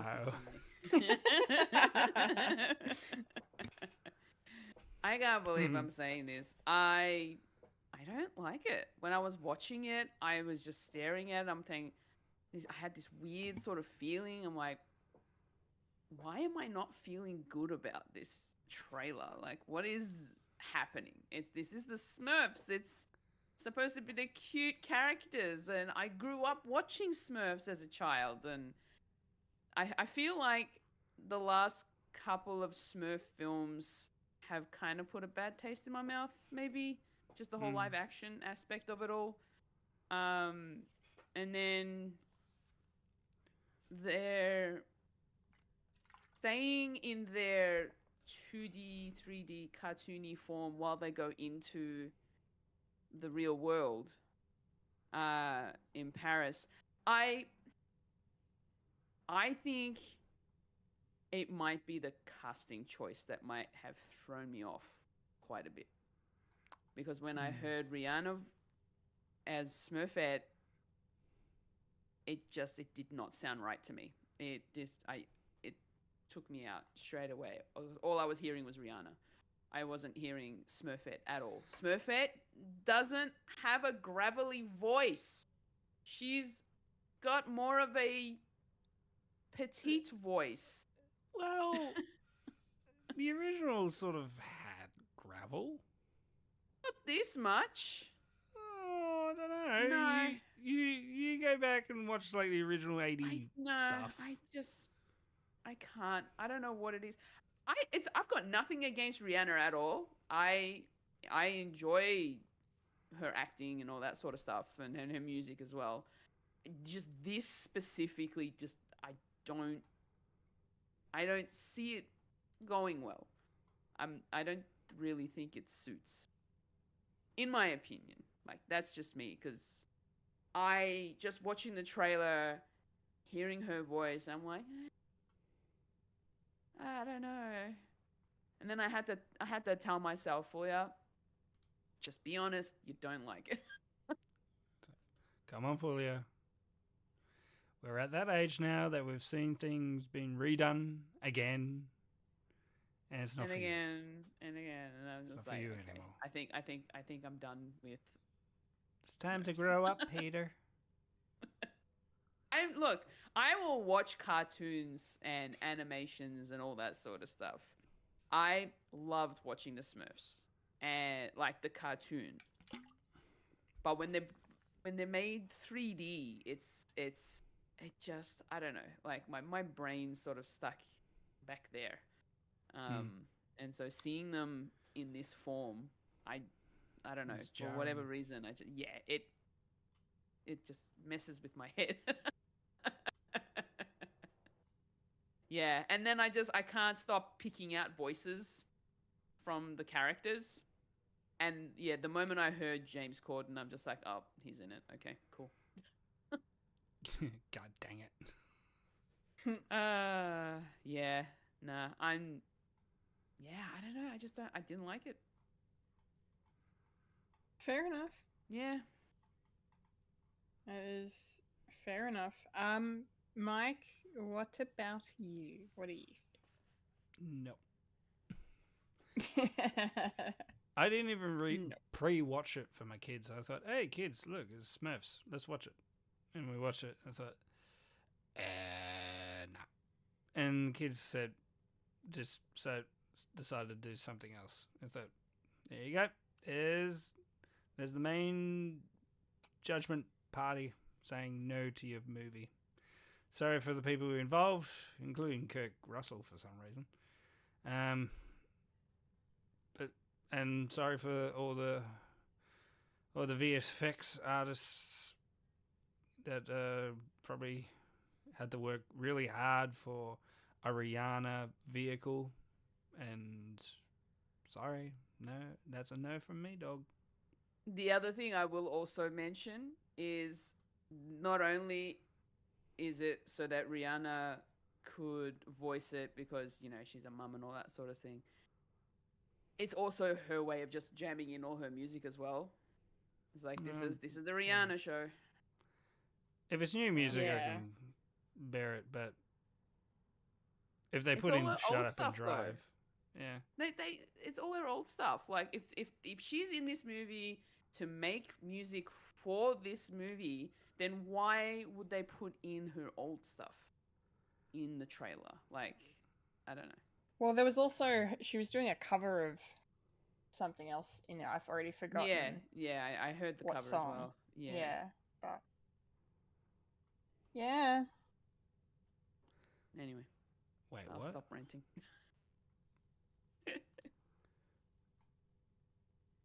Main screenplay by Pam Brady. She's no producer, writer for South Park. Oh, she was a producer for The Bubble. Oh no. Oh no. Okay. This is not I going know. to be a good time. Oh no. Oh no. Lady Dynamite? That's not. No. Oh, this is gonna be bad. So I'm thinking she's a Paramount main producer, because she's also a producer for Team America World Police, which is weird. Is weird. Weird. Weird. This is Weird. weird.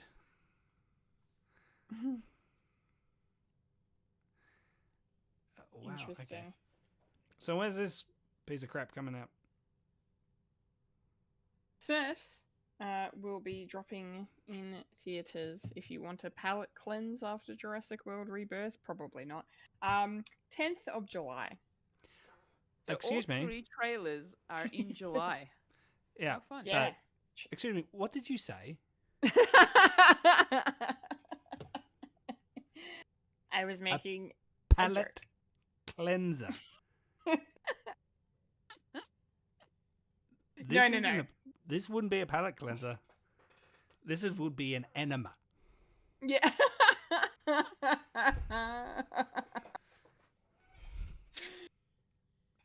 No. This is not a palate cleanser. This is not a palate cleanser. Okay. All right. That's Trailer Park done. Yeah, Which it's done. means Yes. it's time. For The Wibbly, the what? the Wobbly, Wow. the Timey, Time to. the Wimey. Yeah. That segment in the show we like to call Ooh. Popcorn culture. Woo. Or Yes. talking who? Talking Talking who? who? Hey. Talking who? We're talking who. That's who. Yes. It's Talking Who, it's Popcorn Culture. We are here, of course, to discuss, because we haven't yet, as you may have noticed, we haven't talked about the 2024 Christmas special of Doctor Who, which is called Joy to the World. New episode has dropped. Yes. Very exciting to have some new Doctor Who to discuss. Yeah, just for my overall thoughts to kick things off. I enjoyed this on the on the whole, for the most part. I thought it was really good, and it just was I just keep going to myself. I just love Shooty Gut was Doctor. Like, he's just great. He's just so good. He's so well cast in this role. Like, just seeing him just makes me happy. Puts a smile on my face. Yeah. So it was just really nice to kind of come back to him and see how he's doing following the events of the end of series 1. Not actually series 1. I don't know what we want to call it. I can call it series 14, 15, whatever you want to call it, Mike. I don't know. Series 1 of Disney Who. Yes, Disney Who series 1. Yeah. So yeah, and he's by himself now, and yeah, it's noticeable the effect not having a companion has on him, as has been the case in the past. But no, this was good. Like, I liked the concept of the time hotel. I thought that was a lot of fun. And the way that played into the story throughout the whole thing. I thought the cast was very good. This is my first time seeing Nicola Coughlan in anything, so I haven't seen Bridgerton or Derry Girls. So I thought she was lovely as Joy. She did a very good job. She kind of captured I know, because Joy was like super sweet and wholesome, but then when she was infected by the starseed thing, like she was a bit like, I know, she got a bit annoying in parts, but I think maybe that was intentional. I don't know.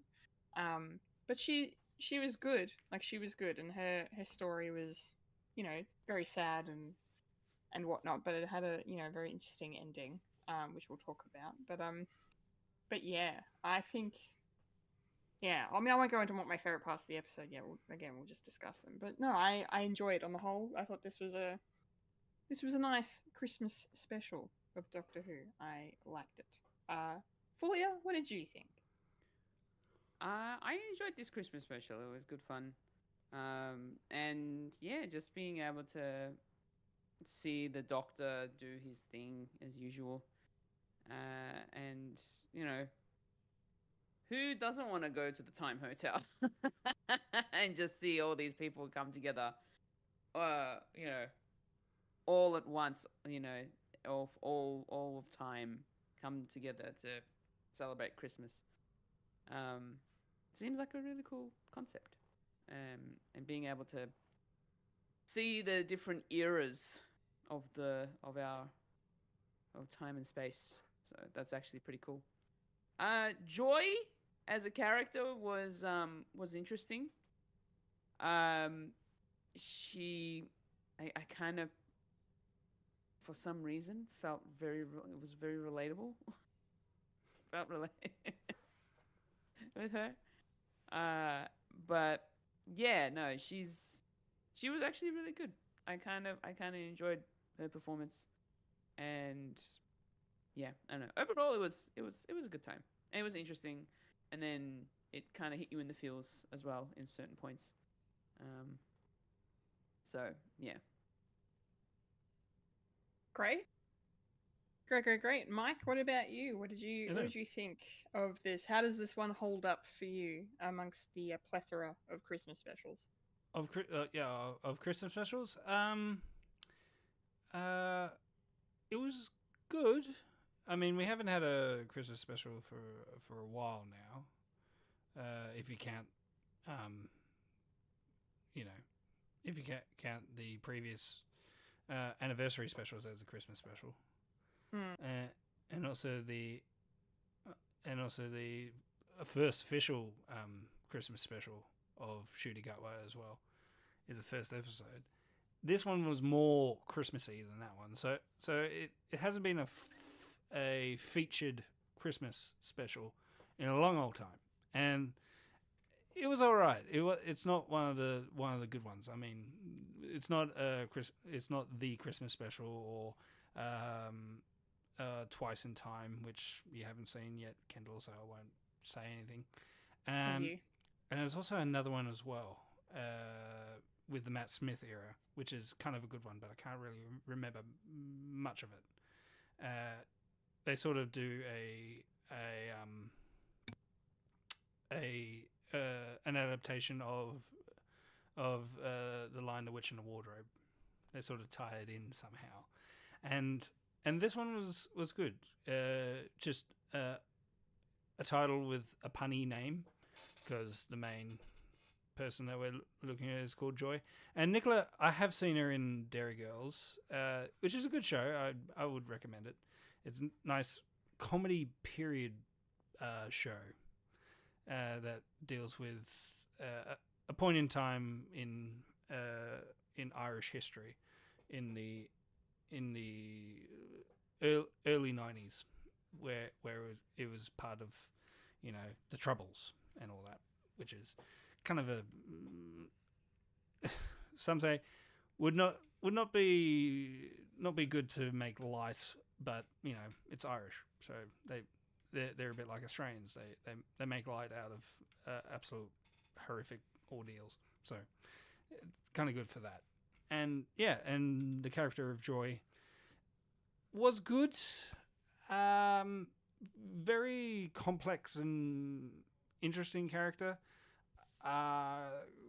Could have worked a bit more on her, because I feel that one particular thing, when the Doctor did his year in life, we sort of drew back of the character of Joy. So maybe if we stuck to like the basics of the time thing and dealing with Joy at the same time, and we could have more time with Joy, and the ending would have a bit more of an impact, which I feel. That's me. That's me talking. about I how think that's feel a about his valid story. point. Yeah. And yeah, I do like this. I do like the Doctor. I do like Shooty Gatwa's Doctor, and how we've seen him with with a companion, mostly with Ruby, and I like the I would have liked to see him soloing out, just being by himself for a bit, but because I want to see something him being alone and him doing his own thing, and we sort of touch on with this show, and I do enjoy the subtle wink that Stephen Moffat, who wrote this episode, with Shooty wearing a very very Arthur Dent dressing gown, which Arthur Dent's from Hitchhiker's Guide to the Galaxy, which I do appreciate that. So not many people would pick on that, but you know, Douglas Adams used to write for Doctor Who as well, so it's sort of mixing in with the fray of having a bit of a Hitchhiker's Guide in this as well. So more of that, please. I do like it. And there is a lot of Douglas Adams sort of wit in this as well, which deals with how the Doctor finds a particular passcode, and it's always been there. And yeah, overall, I did like this. I did like this episode. It was a good like sit down to watch, and just enjoyable. Not the best, but it was just enjoyable. Enjoyable. I just realized I said that. Cool. Yeah, well done. Well done. Cool. All right, let's dive into some more things a bit closer. What can we talk about? Well, I mean, I kind of liked the structure of this story in terms of, like, whilst I kind of agree with you, Mike, about how they could have spent more time with Joy, but I kind of like the time travel sort ofness of the episode, like not only having the time hotel as your central location, but just the way, you know, Moffat brings in, you know, this time loop that the Doctor has to go through, and you know, the brief interaction we get. I love those kind of moments of, like, you know, he comes in with the passcode, and then they have a brief exchange, and they're like, well, now you've got to wait to find out what's going to happen. So you're kind of there with the Doctor as he's being frustrated, and yeah, and I but on the rewatch I was kind of like, you're kind of right, but you're also, I feel like you're being really hard on yourself. Like, I mean, yeah, I guess he is hard on himself, but like the fact that he's like, see, this is why nobody likes you, why you're all alone, because you do stupid shit like this and be all mysterious and stuff. I was like, whoa, man, calm down. Introspective. Like, yeah, it was really interesting to see the Doctor get that angry at himself, especially because we haven't really seen Shooty Gatwa's Doctor get super angry. Like, he's obviously had moments, but like, you know, it was, I don't know, it was just interesting. But I really liked the whole concept of that, and the way it kind of played out. Yeah, I thought it was kind of fun. Fulya, what did you think of the sort of like the structure of like the time loop and the time hotel and stuff? The bootstrap paradox. Yeah. I actually was enjoying it a lot. It was very entertaining, and just sort of like seeing the Doctor go through all that sort of thing to figure out what's going on and how to get the code. The fact that he has to live with himself and to do the long haul of figuring out how to get the code and all that sort of stuff, and just then realizing that he wasn't technically alone that whole time. You know, he didn't have to be traveling around, you know, from, you know, out of out of order of time. Essentially, he can live through a linear year and just be human, I suppose, for a little bit. So that was actually a really cool concept that they went with, and he ended up learning to do stuff. Granted, there were a little bit, magic that he added to help with Anita. Yeah, this is definitely a Moffat era, like writing. I can definitely see like if Shooty wasn't here, Matt Smith would be doing this. Yeah, I can definitely see that too, for sure. And yeah, just that whole that kind of like a montage sequence, just like not a short one, but just a very longer version of a montage sequence of seeing the Doctor do all that sort of thing was really interesting, and helping out around the hotel, like the hotel with Anita was really cool. I also really like at the beginning when he actually arrives in the reception of the hotel, of the Time Hotel, the fact that the first person he greets him was a staff member by the name of Trev is a little, you know, he's a good egg. My name is Trev. And he just wants to be a good employer, and do the right thing, uphold the rules. So he was actually a delight in this episode. Like, he was really nice character to experience in this episode. So yeah, he was really cool. It was just overall in just that sort of like sequence was definitely really interesting, and it was entertaining, to say the least. I actually enjoyed seeing all that happen. Nice. Yeah. Well, I should have expanded more on my thoughts because you basically just said what I was gonna set up for the next conversation. Sorry, but it's just no, like my don't be brain sorry. just sort of- No. It's fine. That's all right. It's fine. It's we fine. cut our I time in should've- half. It's because Fulya, literally, like, you just talked about my two favorite things in the episode.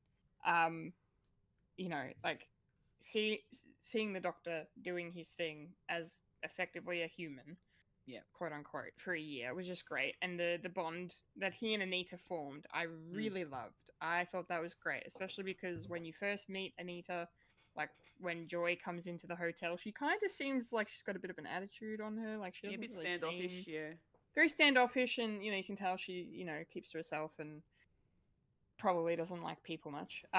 So it was really nice to see her and the Doctor connect in this really Yes. nice way, and I kind of hope that maybe one day she comes back into the show. Like that would be a kind of nice callback. Probably not, but I thought that was sweet. But it was also like really heartbreaking when she had to go, like the Doctor had to go. Sorry. When that time came, and she was devastated that he was leaving yeah. her. And, Even and though all she was this. like, "Oh, I knew you were gonna leave. You weren't gonna stick around forever." But of course, it's gonna hurt. Like they've been seeing each other every single day for a whole year. Yeah. But yeah, that was beautifully done. Yeah, it's just a shame that it came at the cost of developing Joy a bit more and spending more time with her. I suppose. But then before I throw to Mike, I just really wanted to quickly mention Trev, because I adored Trev. He's probably my favorite character in this episode. Like exactly what you said, Fulya. Like, just he wants to follow the rules. He wants to do a good job. He's really proud of his job where he works, and he understands the privilege he has to work in a place like that. Doesn't want to fail the mission. And then when the Doctor comes in, and then he's like, Trev, I'm entrusting you to, help me with this task, and he takes it on board, and he doesn't want to let him down to, so the fact that they killed him off, like, broke Quickly me. too. Yeah, it was so quick. I was just like, oh fuck, he's got the briefcase. Oh fuck, now it's gone. Oh fuck, Oh, now no. he's gone. Hmm. You know, like it was just this 1, 2, 3 gut punch, and just like the Yeah. realization he has when he knows he's doomed as well. Yeah. I was just like, Yeah. oh man. But I know. I guess they kind of made up for it at the end when like in that really nice scene where we're about to Joy's about to become the star, I guess, and it's changing between all the different people that it's Yeah. absorbed or whatever, and you see Trev one last time, he's got a smile on his face. I'm like, oh Trev, oh Trev, yeah, too good for this world, too pure, too sweet. Fuck you, Moffat. Yeah. Yeah, that's fine. But yeah, those are literally my 2 favorite things. So Yeah. so I just it's nice that you connected Yes. as well. Fulya, that's great. That's great. Okay, Mike, hit us with your thoughts on the timey-wimey, the Time Hotel, Trev. If you have any comments on him, what Who's have you Trev? got for us? Who's Trev? Anyway, he wasn't around to remember. Yeah, well, yeah, yeah. I suppose Trev was a good setup to say, oh, we need to care about this character. Oh, he's dead, so the stakes are high.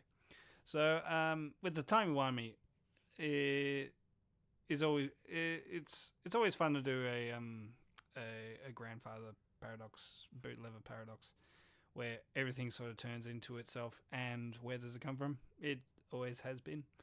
Yeah, Moffat's been doing that for a bit. Remembering in Time Crash, where the 10th Doctor meets the 5th Doctor for the first time, and the only way that they got out of it is because the 5th Doctor saw the 10th Doctor do it, and so the 10th Doctor remembers when he was the 5th Doctor, remembering him seeing the 10th Doctor doing what he was doing. So, wibbly wobbly timey wimey, name in itself, and yeah, I like the fact that the main crux of the mysterious thing that's in our world is the hotel double doors, where there's a door that is always locked and we don't know where it goes to. Except if you've worked in a hotel like I have. I've stayed in hotels. I know what that door technically is, but obviously in the what context is of the it? show. What is it, Fulya? What is it? It's You an say it, so interconnecting door, I brother. know. I know. I'm not going to say because I want to make sure that you know. It's an interconnecting door to the room next door, so that if you have like big families, you can then go in between without having to go out into the hallway. Okay. Yes, you are correct. And yeah, but for normies, we're, like the first thing you would think, where's this door go to? Is this the second bedroom, or is this another closet, toilet, whatever? Yeah. So I do like when Moffat finds the mundane and sort of has a secret explanation for it, which is good. One that's coming up in I can't really say because it's in you haven't seen it for Kendall. Damn. Anyway, but it's a really interesting concept, and I didn't know that, but it's very. I'll talk about it when we get up to it. If we get up to it, don't know when. In 3 years' time. Yeah. So, the time hotel is an interesting thing of having floors and doors that lead to different time on Earth, which is fun. So you get to see all these different doors that kind of look like, Monsters Inc., where it goes anywhere. And also I do like the little Easter egg of a Hobbit door as well. If you've seen that one, Kendall. I saw it. that too. That was. I missed it the Mwah, first thank time you. I watched it, but then the second time I watched it, I saw that. I'm like, Hobbit? Hobbit door? Hobbit hole? Or that's how they get to New Perfection. Zealand. Yeah. That's how you want to see how the making of the Lord of the Rings? There you go, straight through the door. Yeah. I don't think To you'll Hobbiton. go to Middle Earth. Don't say that, Mike. I don't think the BBC would be allowed to say yes. This goes to go to Tolkien world. No. It goes to Middle Zealand. Little Zealand. Middle Zealand, yeah. So yeah, I do like that. And I'm sure because I'm sure that this might come up again. This time hotel, because it's a very powerful place that you can probably go to if you get into a bind and go back there. It's established now, and that's why I'm thinking, a lot of people have really enjoyed the dynamic between the Doctor and Vicky. Sorry, what's her name? Sorry, Vanessa. Anita? No. Anita. What are you talking about? Yeah, Anita. Yeah. Sorry, I've been watching Doctor Who a lot, and all these names are in my head. And There's a lot of names. Yeah. There's a lot of names. But the dynamic between those two was powerful in this show, and it would have been cool to have like a show about that, and having the Doctor and Joy in a separate show, because this is the sort of thing. There's a lot of good elements in this episode that could have been its own show. I mean, with the Doctor actually being forced to sit down and live life instead of just running around, and the thing about him not having a chair on the TARDIS is very telling for psychology reasons. Always on the go, always running, Mm-hmm. never stopping, never looking back, and just being forced to sit down and just focus on the world is something very cool for a character choice, especially with the Doctor, because he's lived a long life, and just having an introspective sort of conversation with this random person that they have formed a relationship with, and it will be great to see her again, because I reckon, because at the end of the episode she gets a job in the time hotel, so no doubt she can come back, and having that repertoire, is that even a word? Were you going to say rapport? A rapport. A repartee. A repartee. A repertoire. A rapport with the Doctor, and a lot of people go, cool. So you're getting to meet this person again, and then they have adventures. It's like, here's the key to Stonehenge. Here's the key to Pisa for some reason. It's on slant. Haha. Visual gag. Love it. So what was the original thing again? Yeah, I do like this episode. It was a lot of fun.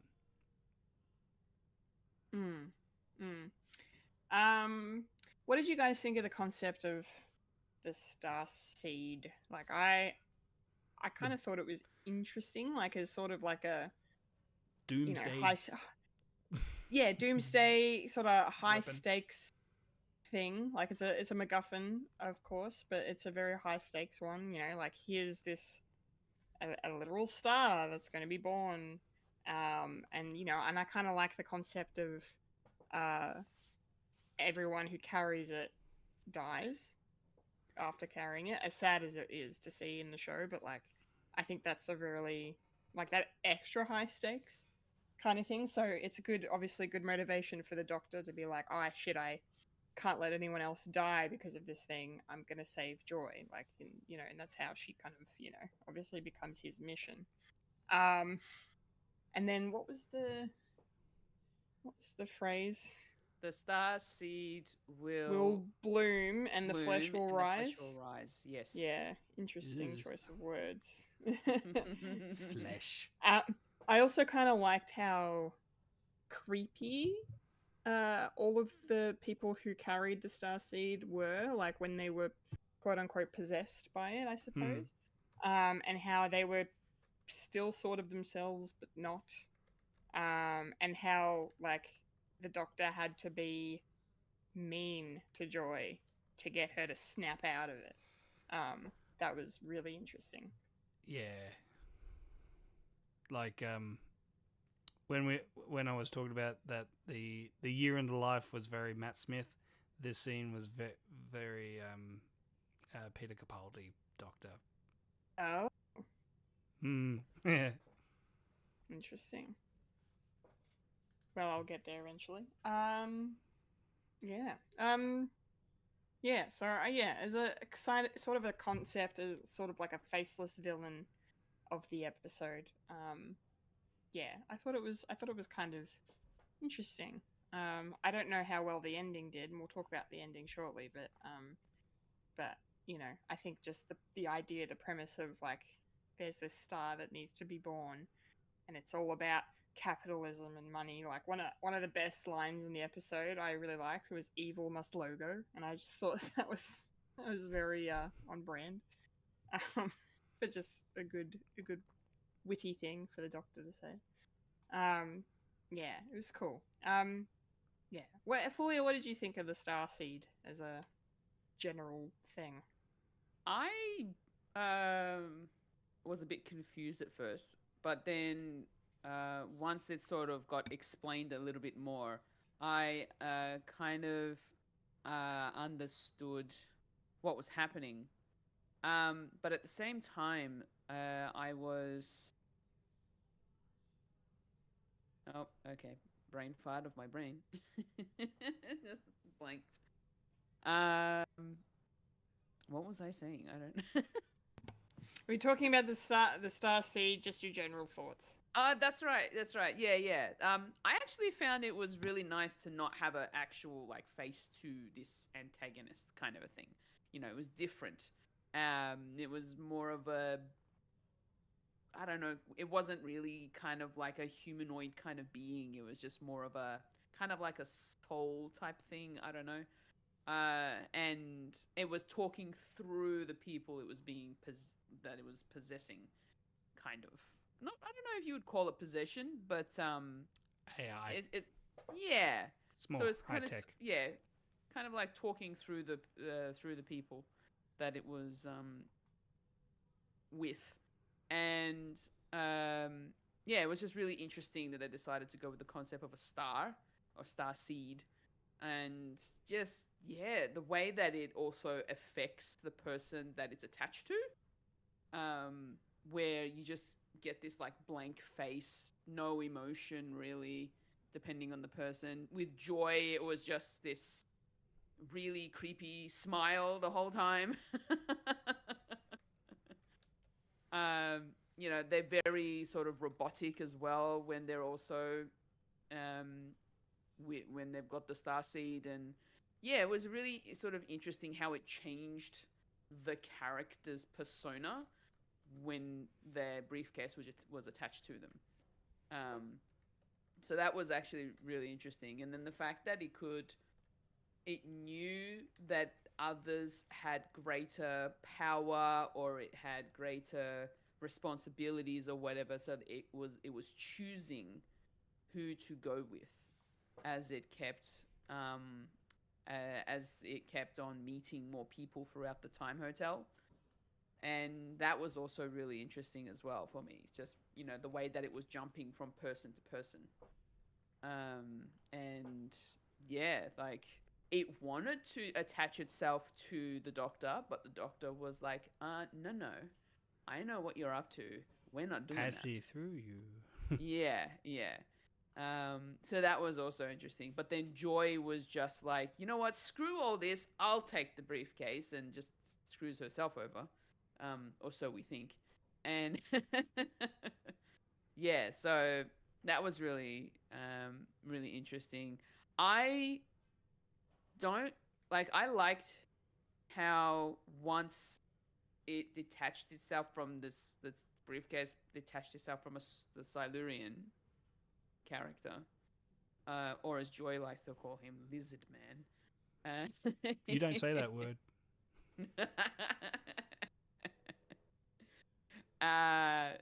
The fact that the Doctor stuck with him until he died, essentially, that was interesting. Because normally he'd just stand from a distance, watch it happen, and then be like, okay, well, that happened. But this time he had more heart about it. He was more emotional for this particular character, and he just wanted to be by their side, and so that they weren't dying alone, essentially. Which was an interesting little scene that we got to experience. Which was also, it's heartwarming but also heartbreaking at the same time. So yeah, no, it was good. Great. Mike, what are your thoughts on the star seed? Yeah, I'm trying to remember, and I'm trying to look it up because I can't remember. But the technology company that produced Valangard, I think it was. Valangard with a V. Valangard, yeah. Yes. I was thinking that because for some reason I had it in my head Vault Tech, but that's Fallout. I knew it started with a V because this company crops up again and again with Stephen Moffat, all the way from his first outing with the "Are you my mummy?" and that pod that lands on pretending to be an unexploded mine, but that Vanguard keeps on cropping up, and it also was in Boom as well, which was the maintenance. No, not maintenance. The Mrs. Flood. That she kept on cropping up. Vanguard, and yeah, it's what was I going with that? I'm sorry. I love the connectivity when it comes to that. It's world building and it's fun, and and the briefcase with the handcuff does remind me of Pulp Fiction as well, which I enjoy because when you open up, it's shiny and you don't see what's in it. What is it? Seed. Could be that. Maybe Moffat is a big fan of Tarantino. Maybe, I don't know. Yeah, I like the idea that possession as well, but it's more to do with integration as well, being more high tech and being absorbed and being part of an actual thing, and yeah, when a doomsday machine always crops up. Vanguard's very, very clumsy when it comes to their technology. Keeps on destroying some parts of the world, but sometimes a good thing, because then we have another bootstrap paradox when it comes to the ending of this. I don't know. I'm going quick to the end of this because this is all to do with the first Christmas. Anyway.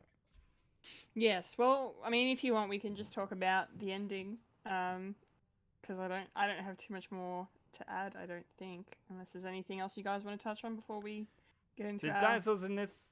There's dinosaurs. There are some dinosaurs. They go back Jurassic a Park. bit too far. Makes you wish you could watch Jurassic Park, isn't it, Fulya? Nope. Let's watch Jurassic Park for the next enough. pop That's culture. enough dinosaurs for me in one day. And dinosaur poop. Dinosaur Dino DNA.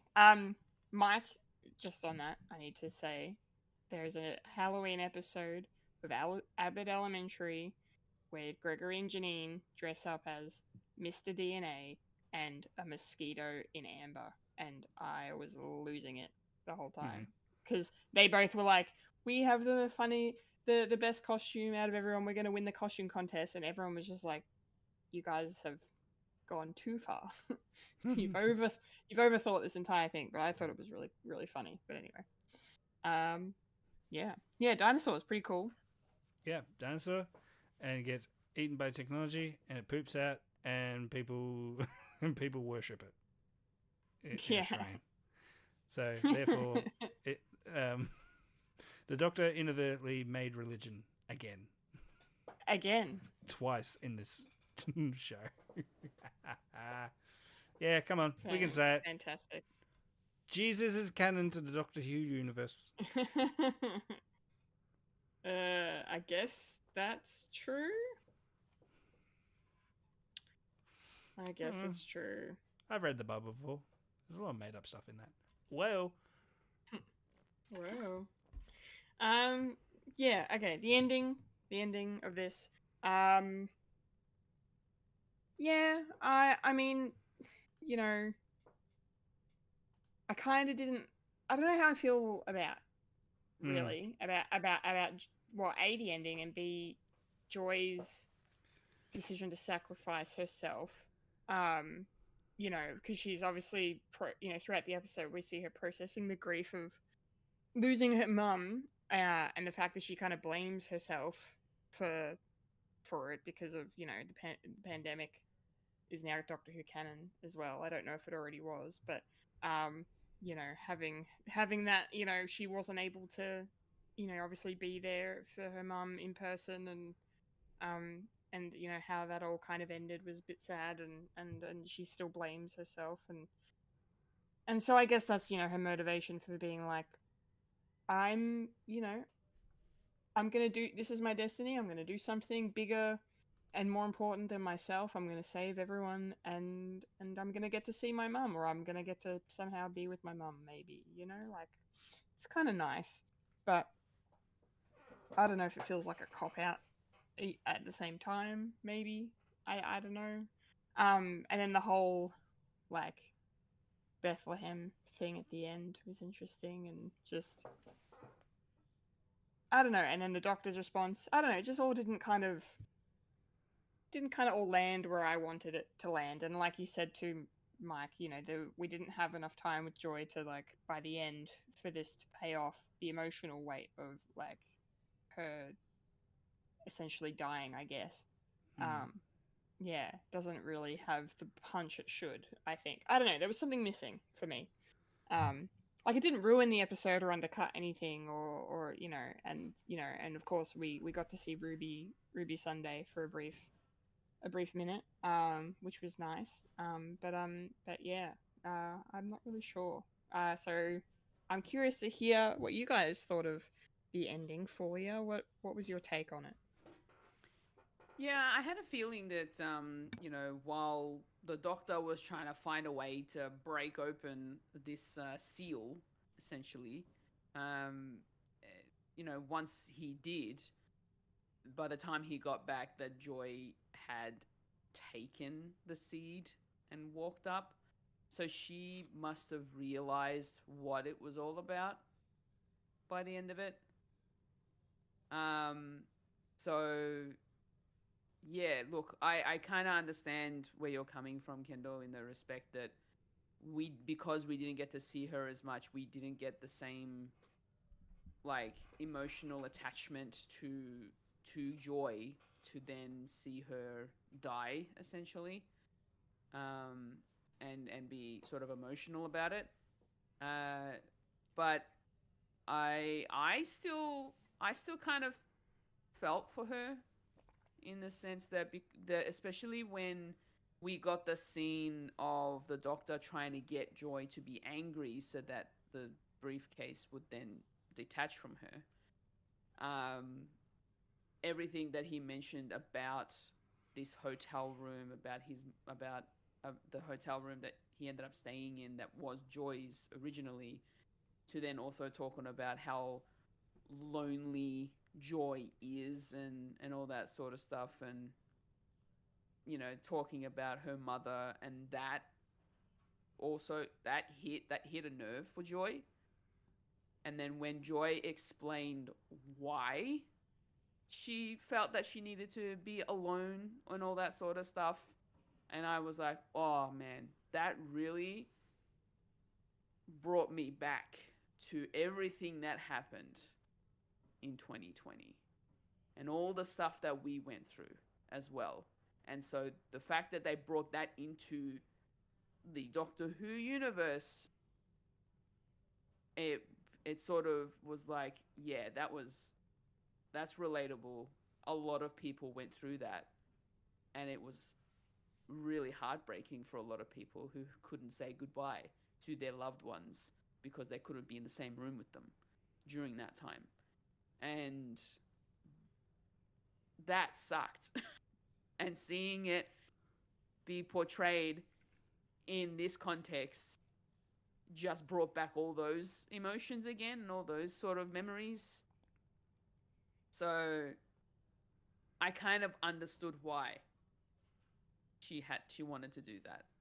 But I also, that's kind of where I still got a little bit more of that emotion when she was essentially dying or becoming the star by the end. So I do agree we should have gotten a little bit more of Joy to get a bit more of that attachment to her character. But I still felt it. I still felt it. And it was also very emotional in the sense that when she said that she is Joy, that is why her mum called her that named her that. She and the fact that she was going to be with her mum now in the stars and just shine down on the world. Far out, that kind of, yeah. That was beautiful in that sort of small respect. So, yeah. Well said, Fulya. That was lovely. Mike, what about you? How did it work for you? Did it resonate at all, or was it just too little, too late to wrap it up? Yeah, a little bit too little, too late. A lot of parallels with a previous Christmas episode with the second Titanic with Kylie Minogue's character, and we actually spent more time with her and getting to know her, and then by the end it's like, oh, that is a real shame. And yeah, I wish we had more time to actually have that connection as an audience member, and it could have affected a bit more. And I don't know, sort of has a bit of a weird connotation that if you're alone at Christmas, what do you do? Whoops.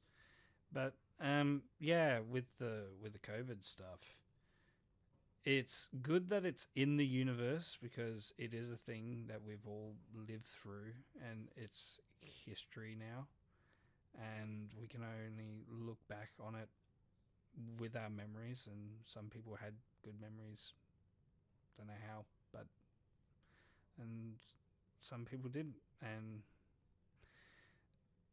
we're still coming to terms with that as a species, and we're still going through it. COVID's still around. Yeah, and with I did chuckle when it came to time of the big reveal of it being the star that led 3 wise men into Bethlehem and kick-starting a religion. That's mad. Yeah,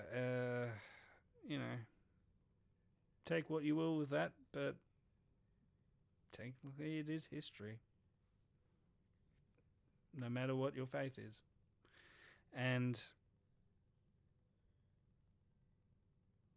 and we're still calling it Mavity, aren't we? That's never going to change, is it? Yeah, No, I don't think so. still Mavity. Okay. It's canon. They can't change it now. They will. They will one day. They'll go and back I'll to be that. Here. They'll go back to that world, that time. Kickstart the new universe. Let's start from scratch. Let's reboot Doctor Who. But didn't they just do that? It's still a continuation. It is. I mean, yeah, they jumpstart the Big Bang over and over. I just watched an episode where the Doctor goes to Atlantis. Atlantis. Ooh. Yeah. Cool.